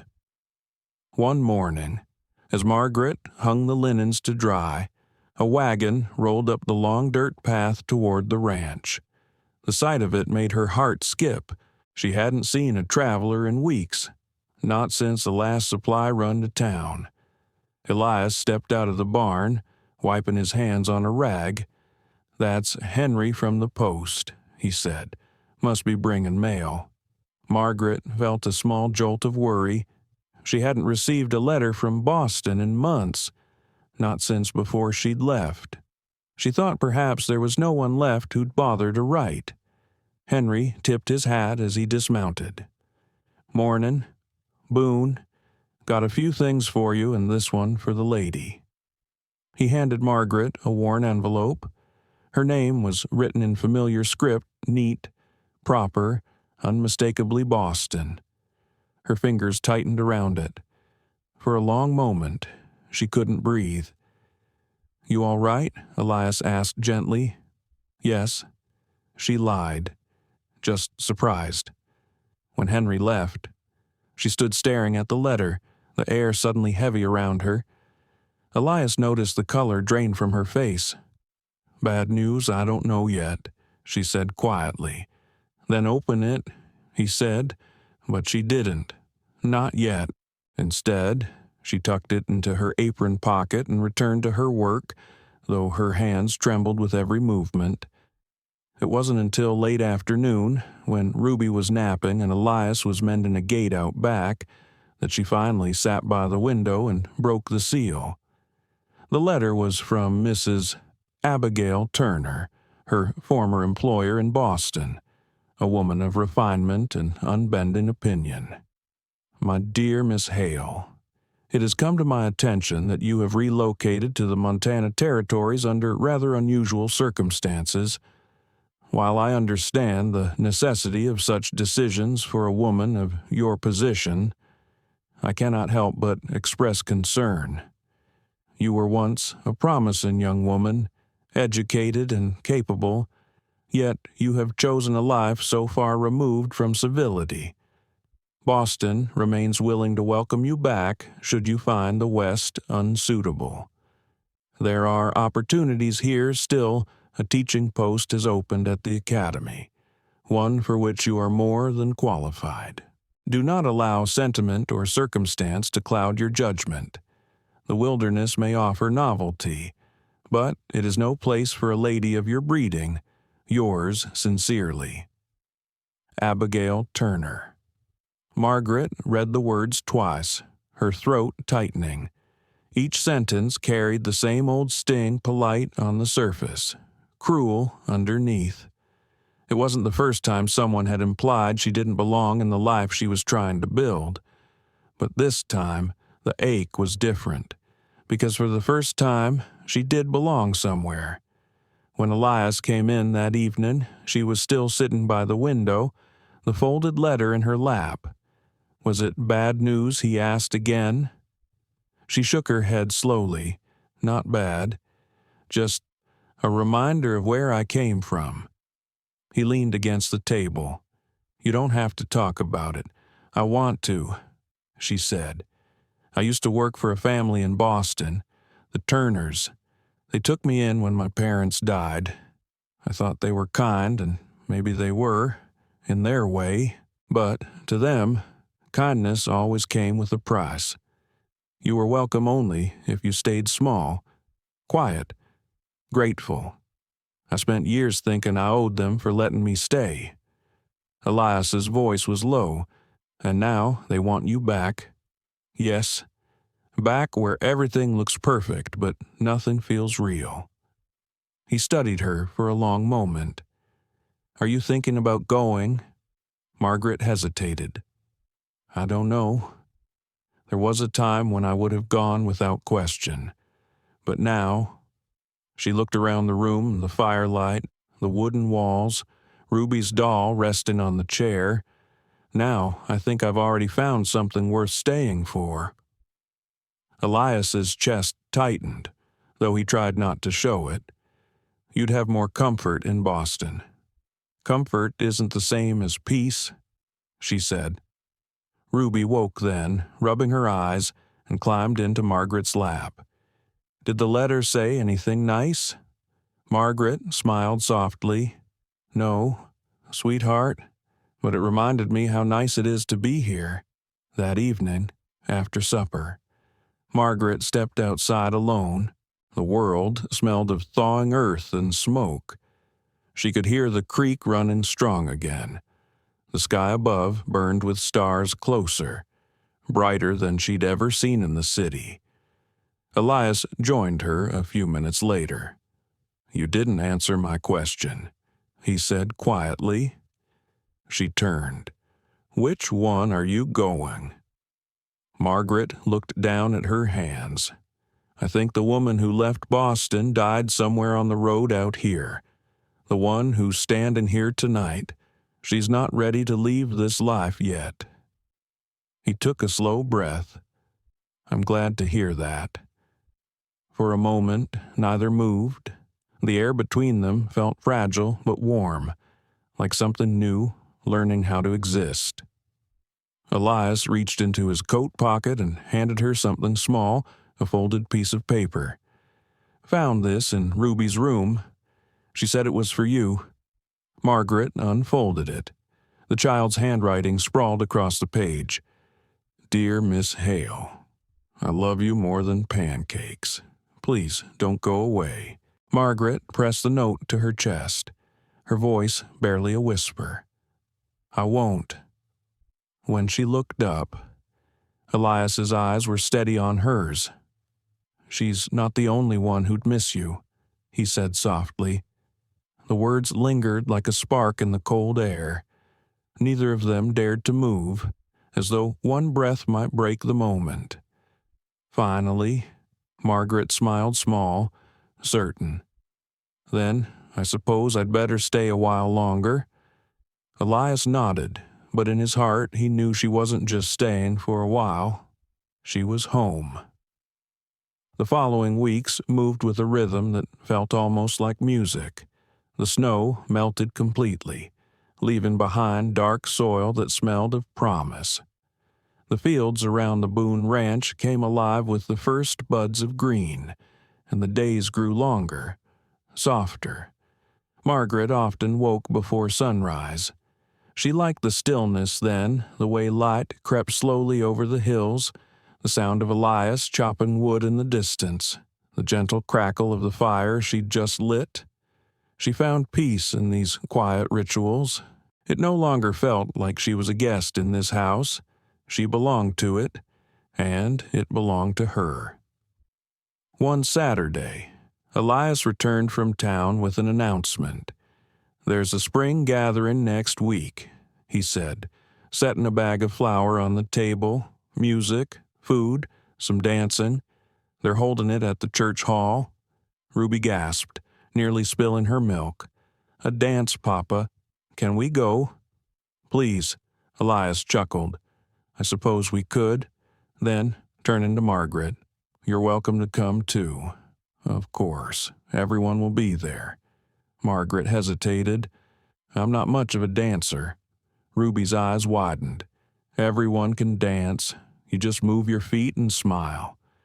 Elias grinned. "She's not wrong." Margaret laughed softly but said nothing more. Yet that night, when the house had gone quiet, she stood by the mirror in her small room, studying herself. She hadn't attended a dance since she'd been a girl in Boston when her hair had been smooth, her dress pressed, her heart still untouched by disappointment. Now, her reflection was different. Her hands were rougher, her skin tanned from the sun. But there was something in her eyes she didn't recognize from those Boston days. Something stronger, steadier. She smiled faintly. "Perhaps," she whispered to herself, "even I can dance again." The night of the gathering arrived cool and clear. The sky glowed lavender as the sun dipped behind the hills. Ruby wore the pale blue ribbon Elias had bought months ago, and Margaret had sewn her a simple new dress of soft cream muslin. She'd made herself one, too, a modest gown of dusky rose with a shawl around her shoulders. Elias met them at the wagon, freshly shaven, his coat brushed clean. When he saw Margaret, he froze for just a moment. "You look," his voice faltered before he found it again. "You look beautiful, Miss Hale." Margaret blushed slightly. "Thank you, and you look quite respectable yourself. Mr. Boone." Ruby giggled from the wagon seat. "You both look like a storybook." They laughed, and the sound seemed to melt the evening chill. The church hall in Willow Creek glowed with lamplight. Fiddles played, boots tapped, and the scent of stew and cinnamon pie filled the air. Folks greeted Elias warmly. Many nodded politely toward Margaret, though some whispers followed her name, but she didn't care this time. She held her head high, smiling as Ruby tugged her hand and led her into the crowd. "Papa, dance with me," Ruby cried, pulling at Elias's sleeve. He laughed and obliged, lifting her into his arms as the fiddle struck up a lively tune. The sight made Margaret's heart swell. Elias's laughter low, unguarded with something she hadn't known she needed to hear. When the song ended, Ruby wriggled free and scampered off to play with a group of children. Elias turned to Margaret, offering his hand. "Your turn," he said. She hesitated. "I told you, I'm not much of a dancer." "I don't believe that," he said softly. His hand was warm, steady. She placed hers in it, and he led her to the open floor. The music began again, a slow waltz this time, gentle and tender. Margaret's heart fluttered as he placed one hand at her waist and guided her effortlessly through the steps. At first, she focused on the rhythm, left, right, turn, but soon the world around her began to blur. The hall, the people, the music all faded until there was only Elias's gaze and the sound of their breaths moving in time. "You see," he murmured. "You remember, I remember," she whispered. The song ended too soon, but neither of them moved to step away. A few eyes lingered on them, some approving, some curious, but Margaret barely noticed. For the first time, she felt completely at ease, as if she'd stepped into a life that had been waiting all along. Later that evening, they stepped outside for air. The stars were out again, scattered thick across the sky. Margaret pulled her shawl tighter as a cool breeze passed. Elias offered his coat. "You'll catch cold." "I'll be fine," she said. "Humor me," he replied, draping it over her shoulders anyway. The coat smelled faintly of pine and leather of him. They stood side by side, the muffled sound of music drifting from the hall behind them. "I'm glad you came," he said quietly. "So am I." Elias glanced toward the dark outline of the hills. "You've made this place different. I don't know if you realize it, but since you've been here, it's felt more like living again." Margaret looked at him, her voice soft. "And you've made it feel like home." He met her gaze, and for a heartbeat, neither looked away. There was no rush, no sudden confession, just understanding, pure and simple, the kind that speaks louder than words. Then Ruby's voice broke the moment. "Papa, Miss Hale." "Come see, there's fireflies." They turned to see the little girl running toward them, cupping her hands around a flicker of golden light. Margaret laughed, kneeling beside her. "Careful, sweetheart. Don't let it fly too soon." Ruby opened her hands, and the firefly drifted upward, its glow dancing in the night. "It's like magic," she whispered. Elias crouched beside them, his arm brushing against Margaret's. "It is," he said. Margaret watched the light fade into the dark sky and felt something stir deep within her chest, a peace she hadn't known she'd been searching for. As they climbed back into the wagon later that night, Ruby fell asleep between them, her head resting on Margaret's lap. The road home was quiet, the moon silvering the path ahead. Elias drove in silence for a while before speaking softly. "You know, Miss Hale, I don't think I could imagine this place without you now." Margaret looked down at Ruby's sleeping face, then at the man beside her. "Then it's a good thing I don't plan to leave." He smiled faintly, his eyes warm in the lamplight. "Good." The wheels creaked softly as the wagon rolled on, and the stars watched from above, silent witnesses to the small, steady love beginning to bloom beneath their light. Spring deepened across the valley. The grass grew tall and soft, the air thick with the scent of lilacs and pine. Margaret found herself rising earlier each morning, drawn outside before the sun crested the hills. There was something healing about that first light, the way it touched the fields and the distant mountains. How it made even silence feel alive. Life on the ranch had settled into a peaceful rhythm. Margaret taught Ruby to read from the old Bible and an alphabet book Elias had kept from his wife's things. The little girl would sit cross-legged by the hearth, tongue pressed to her lip in concentration, while Margaret traced letters beside her. "C-A-T," Ruby said proudly one morning. "Cat." Margaret clapped softly. "Perfect. You'll be teaching me soon." Ruby giggled and looked toward her father, who was repairing a bridle at the table. "Papa, did you hear I can read?" Elias smiled. "I did. Little bird. Miss Hale's done wonders with you." Margaret shook her head. "She's done most of it herself. I just gave her the tools."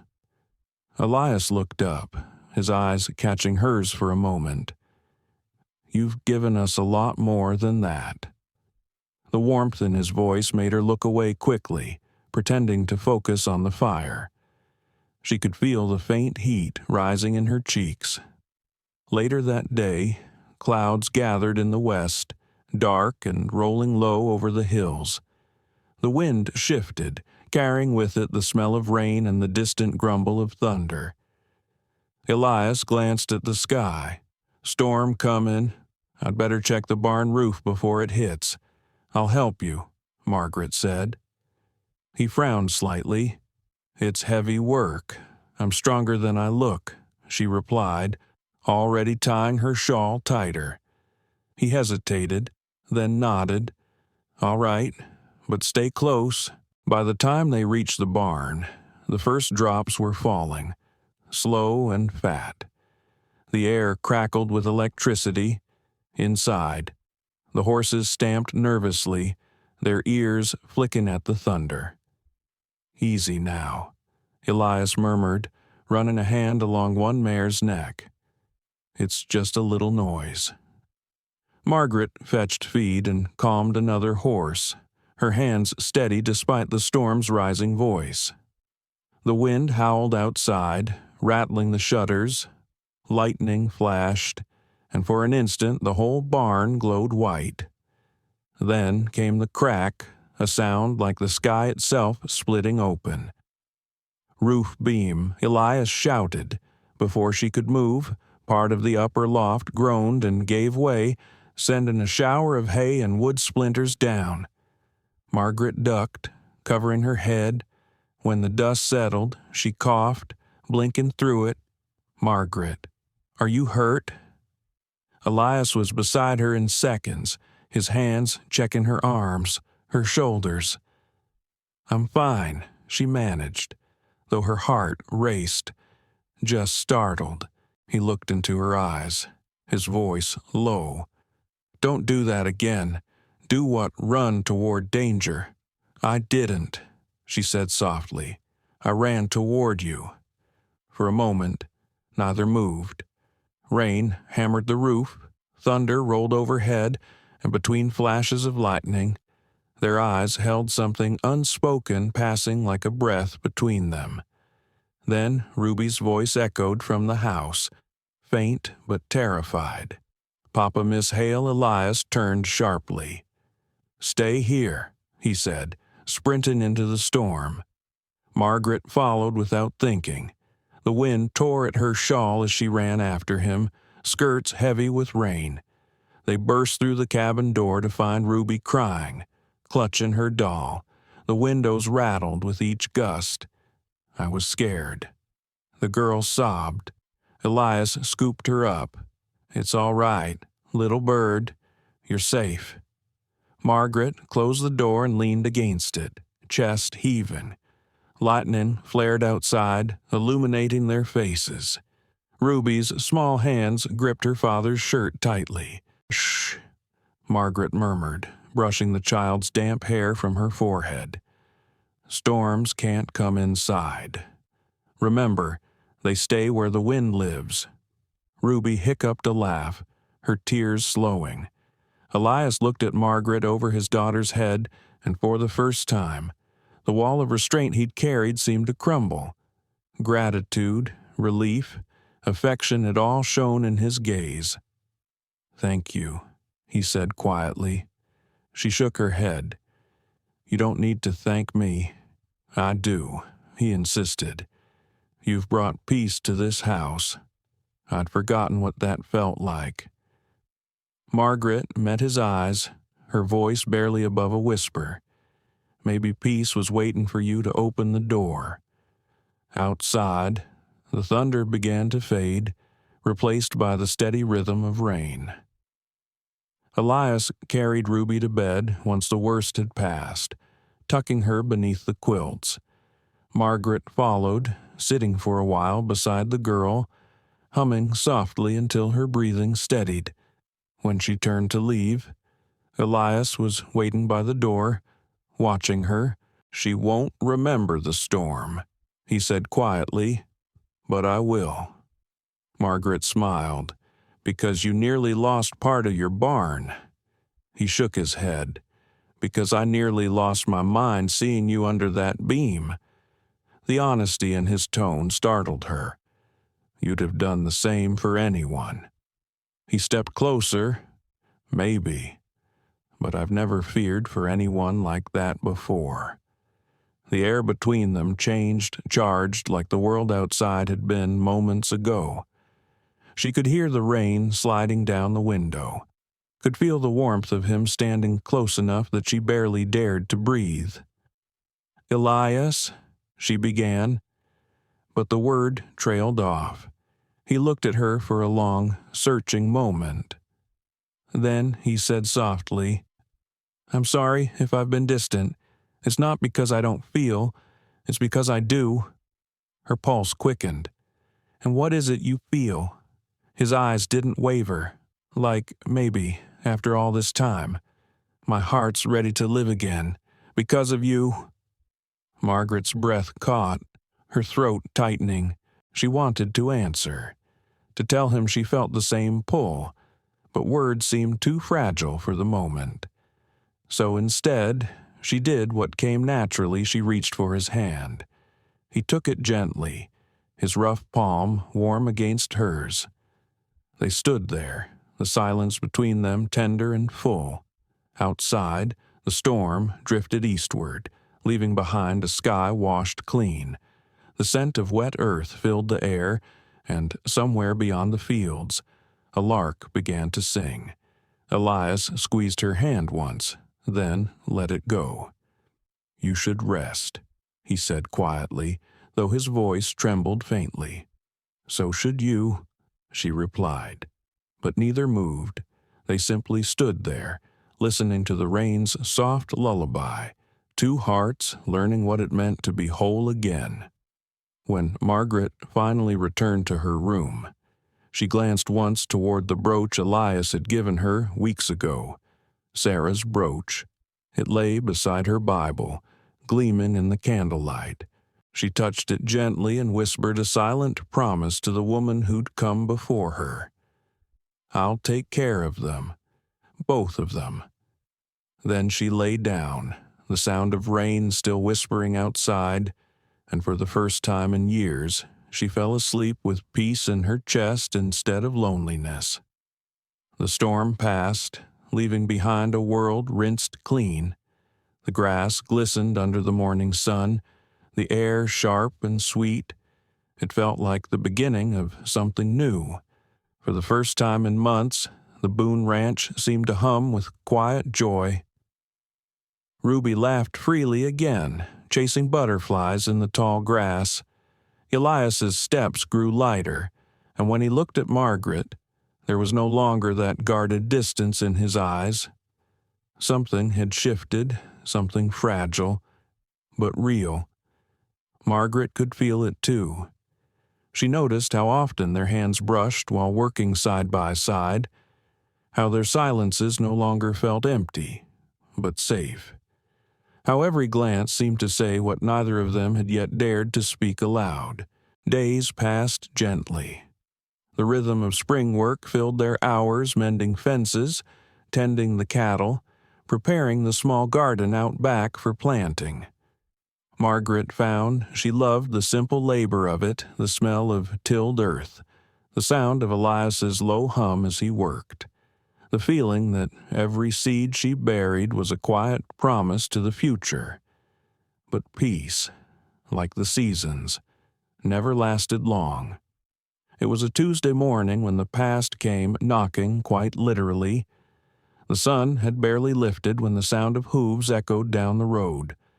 Elias looked up from his coffee as the horse drew closer, its rider moving with the rigid posture of a man used to command.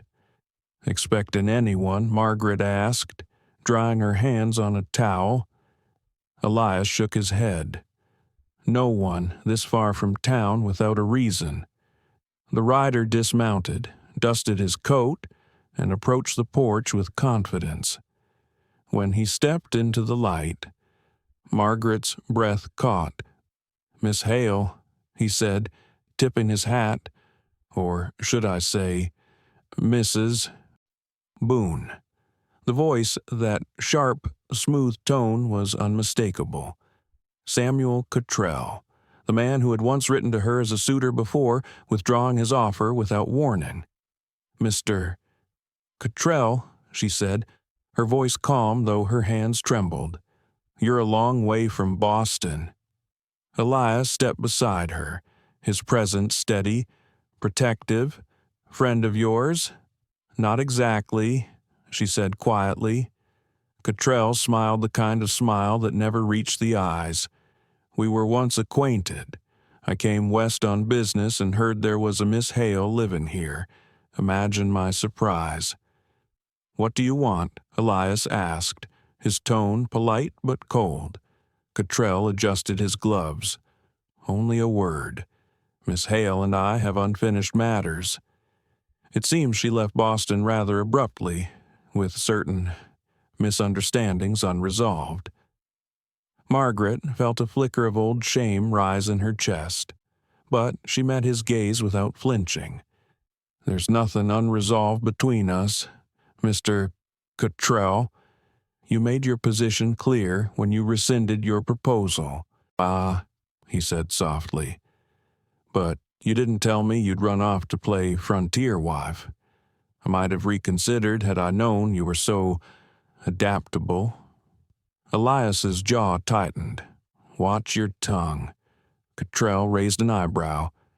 And who might you be to her? Someone who doesn't take kindly to disrespect. Elias said evenly. The air grew thick. Margaret stepped forward before things could turn. Mr. Cottrell, I appreciate that you came all this way, but you've wasted your time. I've made a life here. Whatever we were in Boston is over. Cottrell's expression hardened. I'm not sure you understand what you're turning down. Boston society is forgiven when a woman knows her place. You could still return. A woman of your breeding shouldn't be scrubbing floors in the wilderness. Margaret felt her blood rise. You mistake me, sir. I didn't come west to be rescued. I came to start over somewhere my worth wasn't decided by your kind of measure. For the first time, his composure faltered. You're making a mistake. Margaret. No, she said, her voice steady. I made my mistake when I thought I needed men like you to define my life. Elias stepped closer, folding his arms. You heard the lady? Cottrell looked between them, first at Elias's unyielding stare, then at Margaret's calm defiance. Finally, he laughed under his breath. So this is how it ends. Then, the Boston girl chooses the dirt farmer. How poetic. Elias took a step forward, his tone low and even. You should ride back before the trail mud thickens. It gets hard to leave when you've sunk too deep. Cottrell's smirk wavered. He hesitated for half a second, then tipped his hat stiffly toward Margaret. Good day, Miss Hale. He turned and mounted his horse. As he rode off down the long road toward town, Margaret stood silent, watching until the dust swallowed him. Elias exhaled slowly. You all right? Yes, she said, though her voice trembled. I thought I'd buried that part of my life, but it seems the past has a long reach. Elias studied her face, his eyes softening. He didn't deserve you then. He sure doesn't now. Margaret smiled faintly. I know that now, but hearing it means more than I can say. He touched her arm gently. Then I'll keep saying it until you believe it. For a long moment, they stood there, the morning light warming their faces. Something inside Margaret, something long buried, finally loosened. Later that day, Ruby came skipping into the kitchen, unaware of what had happened. Papa, Miss Hale. Guess what, there are baby chicks in the barn. Margaret laughed, crouching down. Truly, yes. You have to see. Elias smiled. Go on. Then, let's have a look. The three of them stepped into the barn, where a mother hen clucked proudly over a nest of tiny, yellow fluff. Ruby knelt, eyes wide with wonder. They're so small, she whispered. "How do they know what to do?" Margaret brushed Ruby's hair back. "Sometimes knowing comes naturally." "Little one." Elias met Margaret's gaze over Ruby's head, and in that quiet, they both knew she wasn't just talking about the chicks. As the sun dipped low, Elias lingered beside her while Ruby fed the hens. "You were brave today," he said softly. She smiled. "I was only honest. That's harder than brave. Sometimes." Margaret turned toward him. "Thank you for standing by me." He shook his head. "There's nowhere else I'd rather stand." And for the first time, he reached up, brushing a strand of damp hair from her face, a simple gesture, but one that felt like a promise. Ruby's laughter echoed from the corner of the barn, mingling with the soft clucks of the hens. The world, for that moment, was utterly at peace. Margaret closed her eyes briefly, breathing it in. She realized then that the man she'd once hoped would love her had never seen her for who she was. But Elias Boone, quiet, steadfast Elias had seen her from the very start. And in that seeing, she'd finally found herself. June came softly to Willow Creek, with long days and golden evenings that lingered until the stars appeared one by one. The land was alive again, green pastures stretching to the horizon, the hum of bees in the wildflowers, the river running clear and full. Life at the Boone Ranch had found a tender rhythm. Margaret baked bread that filled the house with warmth. Elias worked the fields with quiet strength, and Ruby spent her days chasing butterflies and asking endless questions about everything under the sun. Sometimes, when the evenings turned still and the air smelled of lilac and wood smoke, Margaret would sit on the porch sewing while Elias mended a harness beside her. Their conversations came easily, now soft, comfortable, like the slow drift of summer itself. One evening, Ruby came running up the path, breathless with excitement. "Miss Hale, Papa. There's going to be a fair in town, Mrs. Connolly says there'll be pies and ribbons and even a race for children." Elias looked up from his work, smiling. "That so, yes. And there's going to be a contest for the best jam. Miss Hale, you should enter yours. Everyone says it's the sweetest." Margaret laughed. "Well, I don't know about that." Ruby tugged on her sleeve. "Please, you'll win for sure." Elias nodded. "She's right. You might as well show Willow Creek what Boston taught you." Margaret rolled her eyes but smiled. "Boston never taught me how to make jam. Elias, life did." That made him laugh, the kind of laugh that came from deep in his chest, and every time she heard it, something warm settled in her heart. The fair came the following Saturday, and for the first time since she'd arrived in Montana. Margaret felt a flicker of belonging among the townsfolk. She carried her jars of blackberry jam to the churchyard table, Ruby skipping beside her. The townspeople smiled and nodded, some still curious, others genuinely kind. Mrs. Connolly, the minister's wife, admired her work. "You've a good hand. Miss Hale, these look like they came from heaven's pantry." Margaret laughed modestly. "Thank you. It's just sugar and patience. Two things most folks run short of, Mrs. Connolly said. When the judging began, Margaret tried not to care about the outcome, but Ruby's excitement made it impossible to stay indifferent. She watched as the judges tasted, murmured among themselves, and finally pinned a blue ribbon beside her jars. Ruby squealed, clapping her hands. "You won, you won, Miss Hale." Elias grinned. "Knew you would." Margaret's cheeks flushed. "It's just jam." Elias shook his head. "It's more than that. It's a piece of home you built with your own hands." She smiled softly, her eyes meeting his for just a moment longer than necessary. Then, maybe it's our home now. After the judging, there was music and dancing under the open sky. Ruby ran off to play with the other children, leaving Margaret and Elias near the tables. "You know," he said, glancing toward the fiddler, "you still owe me another dance?" Margaret raised an eyebrow. "Do I pretty sure you do," he said, offering his hand. She hesitated only a second before taking it. The music was slower this time, the rhythm easy and familiar.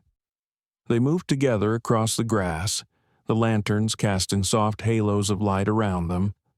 Elias looked down at her, voice low.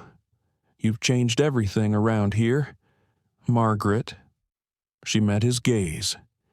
Maybe it was all already here, it just needed someone to notice. He smiled. Maybe that someone was you. The music drifted, the world fading until it was just the two of them, close enough to hear each other's hearts. When the song ended, neither stepped away right away. Margaret's breath trembled as she looked up at him. "Elias."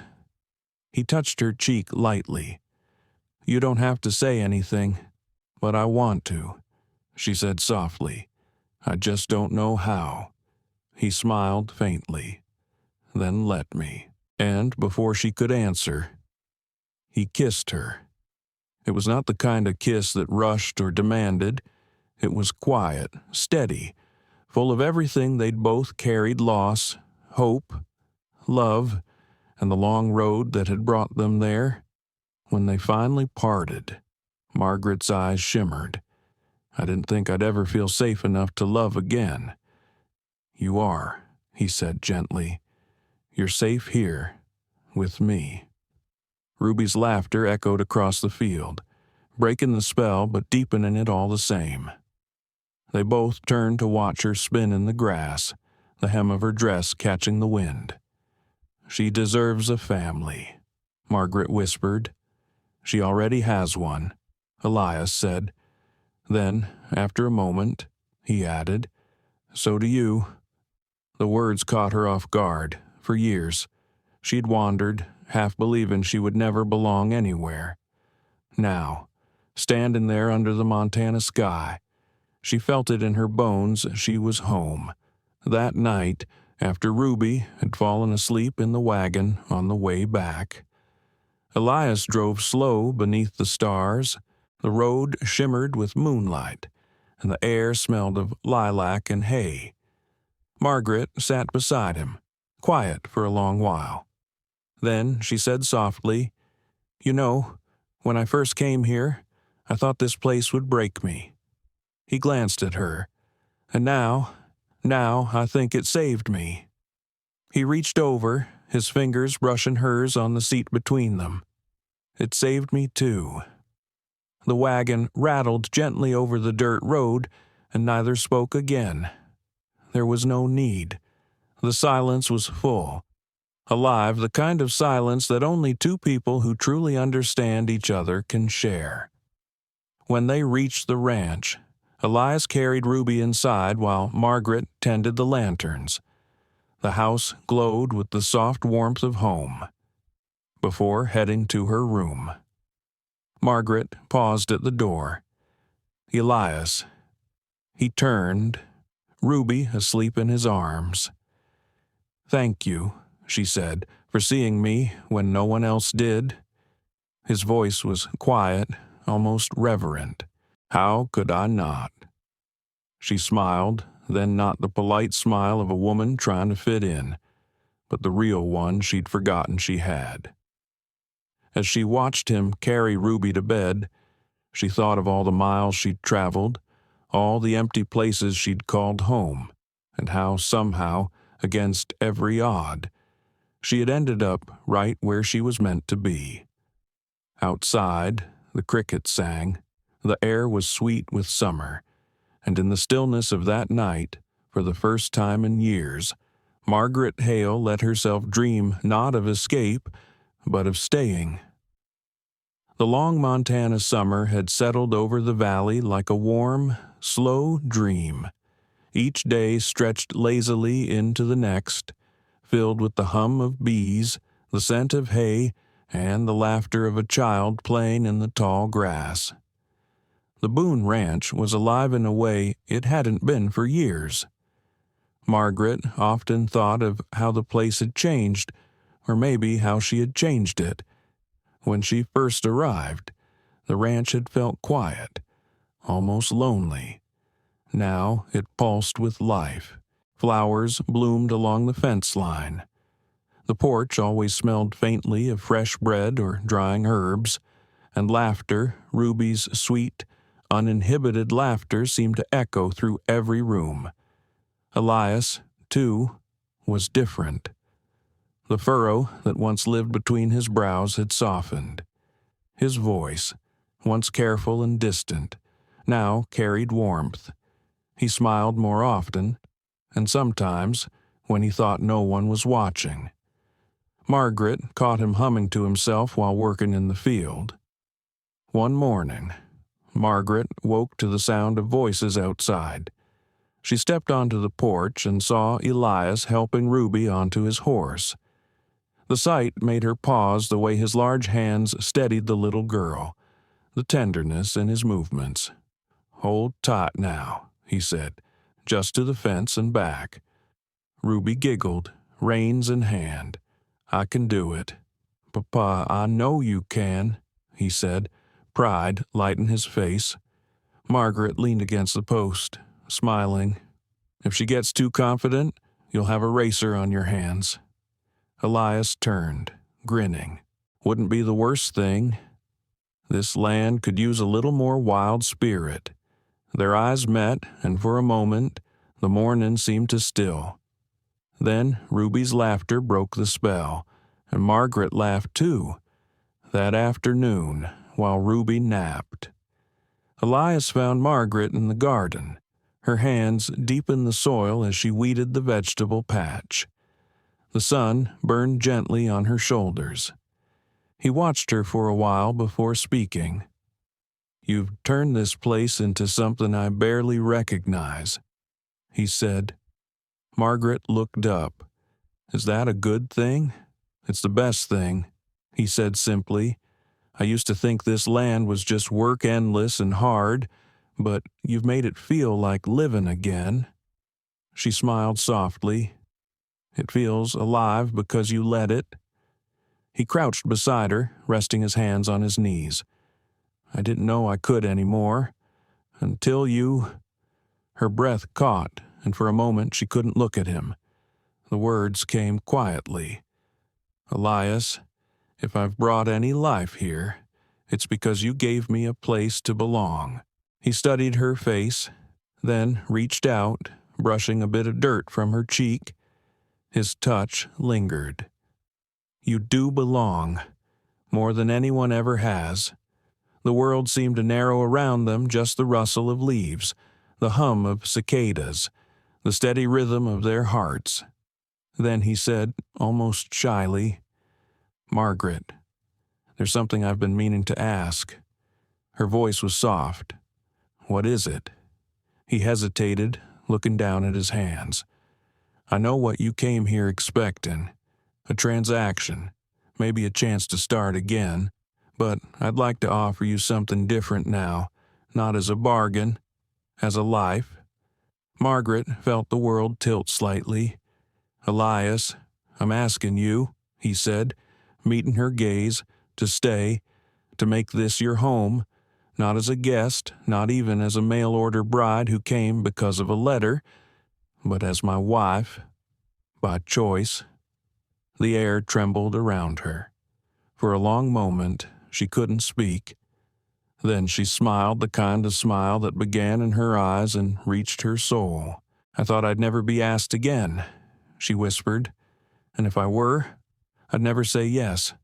But this is different." He reached for her hand. "So, is that a yes?" "Yes," she said, tears shining in her eyes. 1,000 times yes. Elias's shoulders eased. the tension of years melting away. He let out a breath and laughed a soft, disbelieving sound. Then he pulled her gently into his arms. Neither spoke for a while. The world around them seemed to glow sunlight filtering through the trees. Bees humming, a soft breeze carrying the smell of wild sage. When they finally stepped back, Margaret brushed at her eyes. Ruby will be thrilled. Elias chuckled. She's been asking me for weeks when I was going to ask. Margaret laughed through her tears. Clever girl. Gets it from her mother, he said. The word mother lingered between them, tender and right. That evening, as the sun dipped low, they told Ruby. She was sitting on the porch steps, braiding blades of grass into a makeshift crown, when Elias knelt beside her and said, "Ruby, I asked Miss Hale to marry me." She froze, then gasped. Did she say yes? Margaret smiled. She did. Ruby shrieked with joy, throwing her little arms around both of them. "We're going to be a family, a real one." Elias's voice was thick when he answered. "We already are, little bird." The days that followed were full of preparation, simple, joyful tasks that filled the house with life. Margaret sewed her own dress, plain but elegant, the color of soft cream. Ruby helped by stitching tiny flowers along the hem. Elias carved a new frame for the front door to mark a new beginning. He said, the townsfolk, once skeptical, came by with small gifts, a jar of preserves, a quilt, a bunch of lilacs from Mrs. Connolly's garden. Word had spread, and it seemed everyone in Willow Creek was quietly rooting for them. On the morning of the wedding, the valley glowed gold. The ceremony was held under the old oak behind the house, with only a handful of neighbors and the sound of the river as witness. Margaret stood in her simple dress, hands trembling in Elias's. Ruby stood beside them, holding a small basket of daisies. When the preacher spoke the vows, Elias's voice didn't waver once. "I take you, Margaret Hale, not because I wrote a letter, but because I found my heart in your hands." Margaret's eyes shimmered. "And I take you, Elias Boone, not because I needed saving, but because with you, I finally found peace." When he kissed her, it was slow, reverent, a promise sealed not by passion alone, but by gratitude, faith, and the quiet courage of two souls who had survived heartbreak and found their way back to love. Ruby cheered, tossing her daisies into the air. The crowd laughed, the preacher smiled, and Margaret laughed too, tears and sunlight mixing on her face. For the rest of the day, the ranch was filled with music, warmth, and simple joy.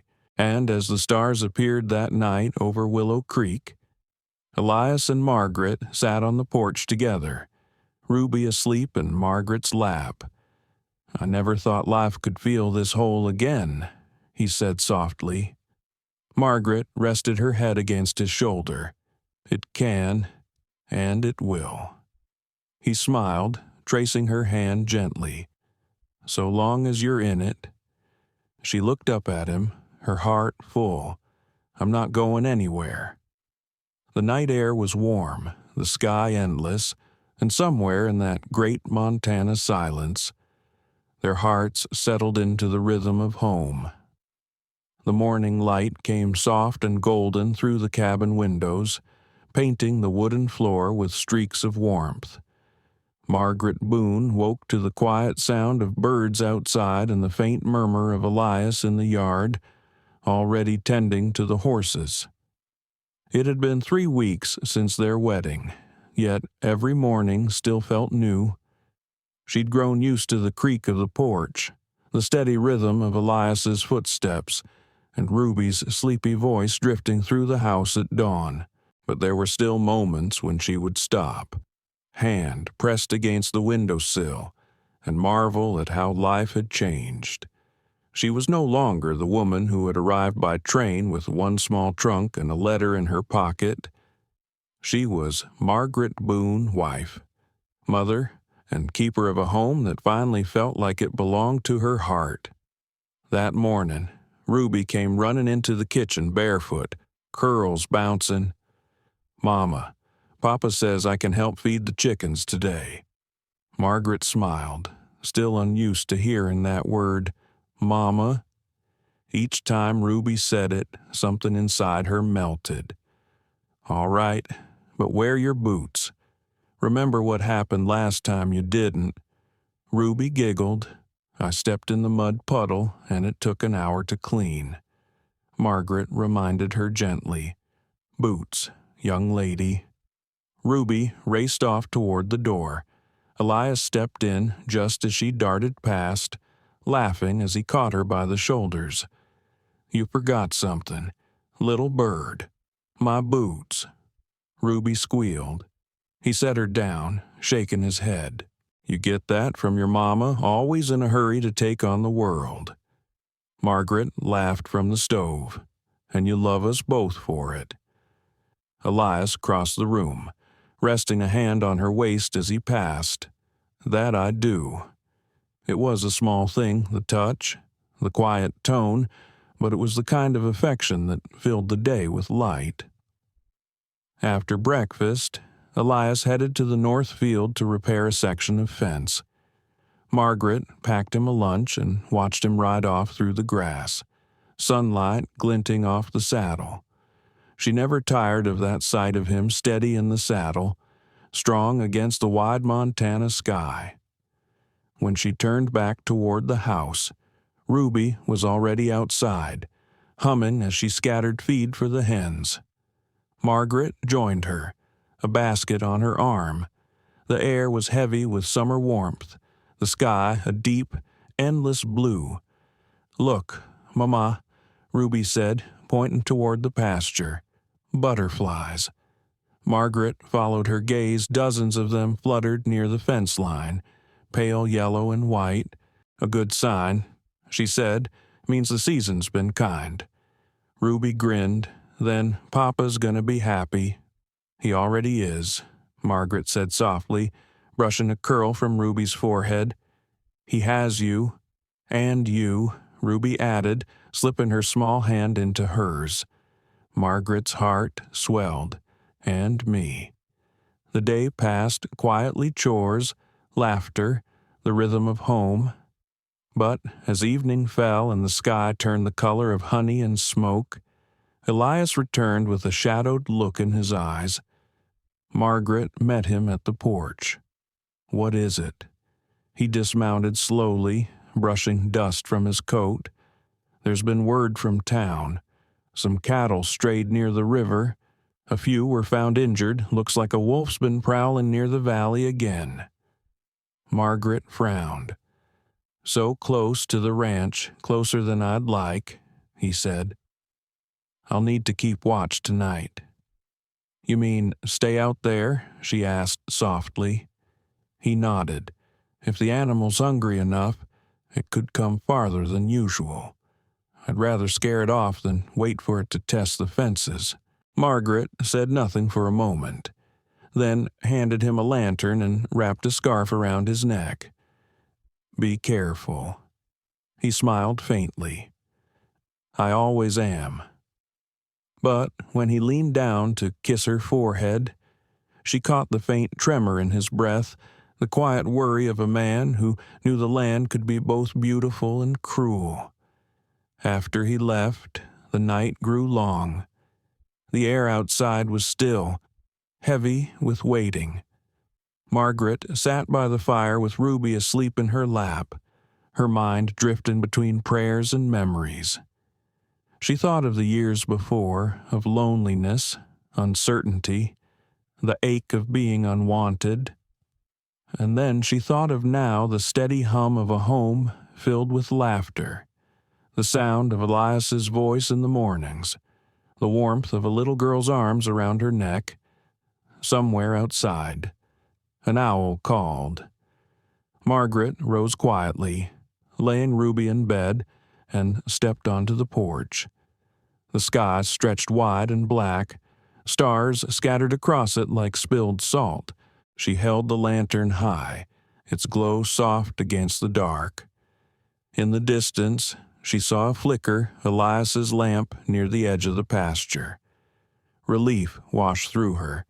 He was there, keeping watch, as he always had. Hours passed. Near midnight, the faint sound of hoofbeats reached her ears. A moment later, Elias appeared, riding slow, the lantern swinging from his saddle. She met him halfway down the path. "You're back." He nodded. "The wolf's gone. Left tracks down by the creek, but I scared it off. Did it come near close enough to make the horses restless?" he said. "But it's done for tonight." She touched his arm. "You should rest." He looked at her, the lines of worry easing from his face. "You stayed up? I couldn't sleep," she admitted. "I kept thinking how the stars must have been watching you the whole time." He smiled faintly. Then I wasn't alone. They stood there, the quiet hum of crickets all around them. The lantern light painted their faces gold, and somewhere behind them, Ruby stirred in her sleep. "Elias," Margaret said softly, "when I came here, I thought I was meant to be someone's answer, but now I know I was meant to be someone's home." He reached for her hand, holding it tightly. "You are. You've been that for both of us." Her voice trembled. "Then promise me something. Anything. When storms come and they don't shut me out, let me stand beside you, even when it's hard." He nodded, eyes steady. "I promise. And you do the same." "I will," she whispered. He kissed her then, slow and sure, beneath the open Montana sky. The night around them seemed endless, and yet somehow small, as if the whole world had gathered just to bless this quiet moment of peace. When they finally went inside, the fire had burned low. Ruby stirred and murmured in her sleep. Papa Elias brushed her hair gently. "I'm here, little bird." Margaret smiled at him across the room, her heart full. The storm of years past, the loneliness, the loss, the searching had all led to this, a simple house, a family, and a love that felt both fragile and eternal. And as dawn crept once again over Willow Creek, the Boone Ranch woke to a new day steady, alive, and full of promise.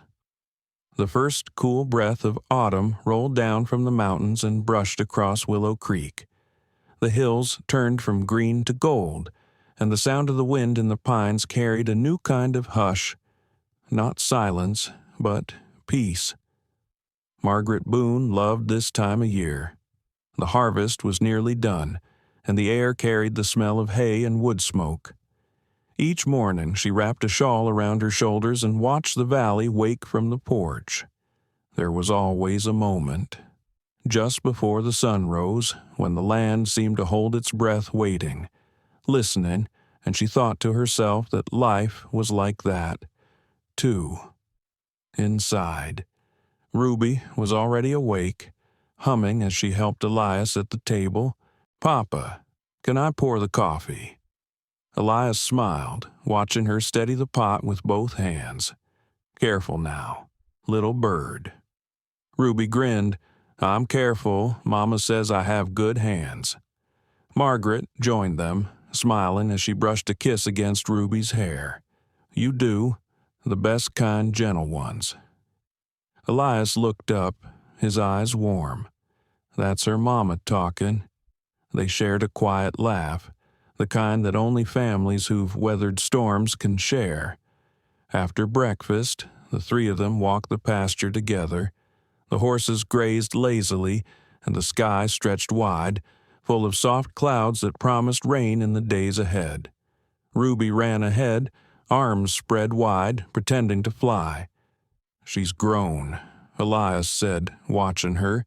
Seems like every week she's a little taller. Margaret nodded, her tone gentle. She's thriving. Children do, when they feel safe. Elias glanced at her, his expression full of quiet gratitude. You gave her that. Margaret shook her head. We gave it to each other. They stopped at the fence line, looking out at the horizon. Beyond the pasture, the mountain stood tall and steady, a reminder of everything lasting and strong. Elias leaned against the post, his hat tipped back, and said softly, You know, I used to think life was about what you could hold, land, cattle, a name, but it's not. Margaret turned toward him. Then what is it about? He smiled. What stays, even when the hard times come, what you'd still have if everything else blew away. She stepped closer, resting a hand on his arm. And what stays for you, Elias? He didn't hesitate. You, Ruby, this. Her eyes softened. Then we'll hold it close, no matter what comes. That evening, as the sun dipped low, Ruby sat on the porch steps with a piece of paper in her lap, tongue sticking out as she wrote carefully, Mama, how do you spell forever? Margaret knelt beside her, Forever. Ruby sounded it out under her breath, then smiled proudly. I'm writing a letter to the stars. To the stars, Elias asked from his chair. Ruby nodded. To tell them thank you for watching over us. Margaret smiled. That's a fine letter. Ruby looked up at her. Do you think the stars can hear us? Margaret brushed a curl from her daughter's forehead. I think they've always been listening. Later, after Ruby had gone to bed, Elias and Margaret lingered outside.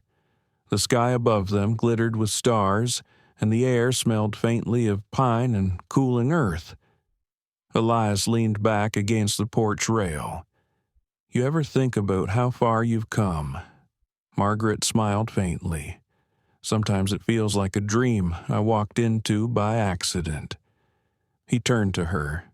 Not an accident. You were meant to be here.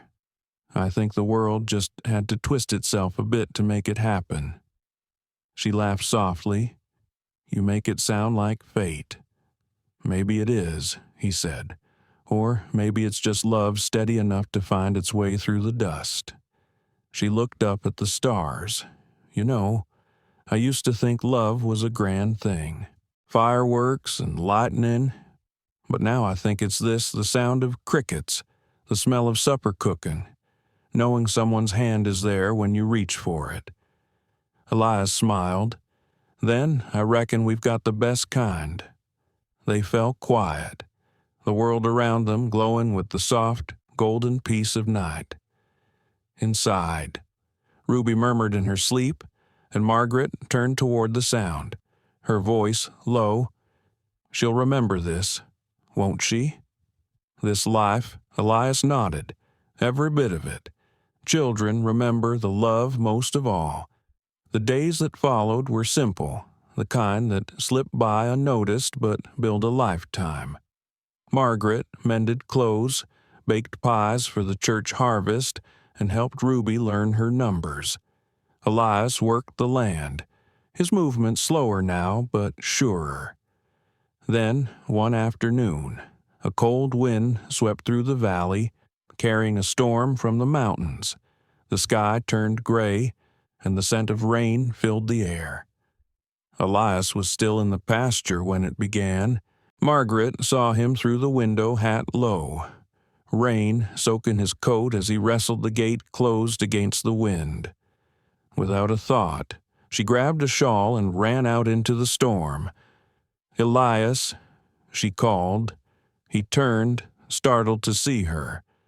You shouldn't be out here, neither should you, she shouted back, pushing against the wind.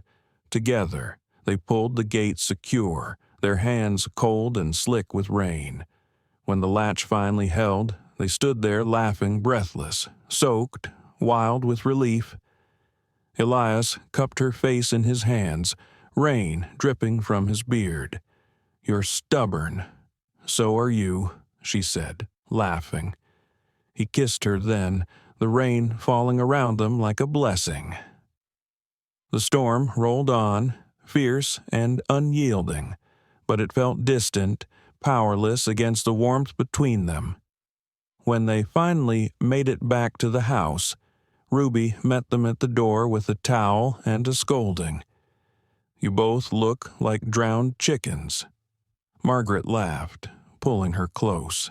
"Your father insisted on taming the wind, and your mama refused to stay inside," Elias said, grinning. Ruby crossed her arms. "Next time, I'll tie you both to the porch." Their laughter filled the room, mingling with the crackle of the fire as they dried off. Outside, the storm roared, but inside, the house glowed with the kind of light that no weather could touch.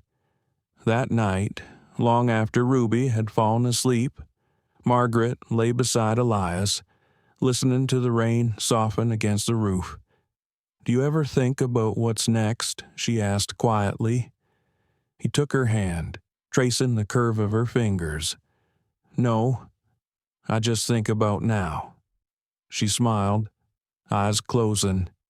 "Then we're thinking the same thing," and as the rain faded into the hush of night, Margaret drifted into sleep, knowing with a certainty as steady as the land beneath her that love wasn't something you found once.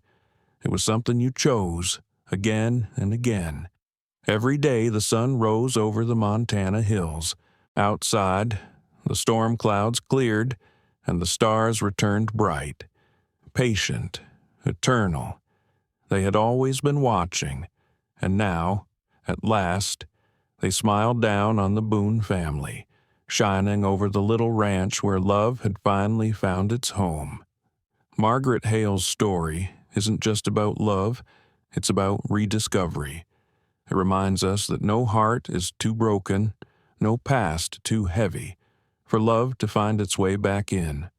Sometimes, life doesn't give us what we thought we wanted.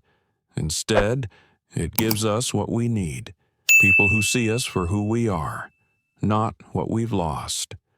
Elias and little Ruby did that for Margaret, through them.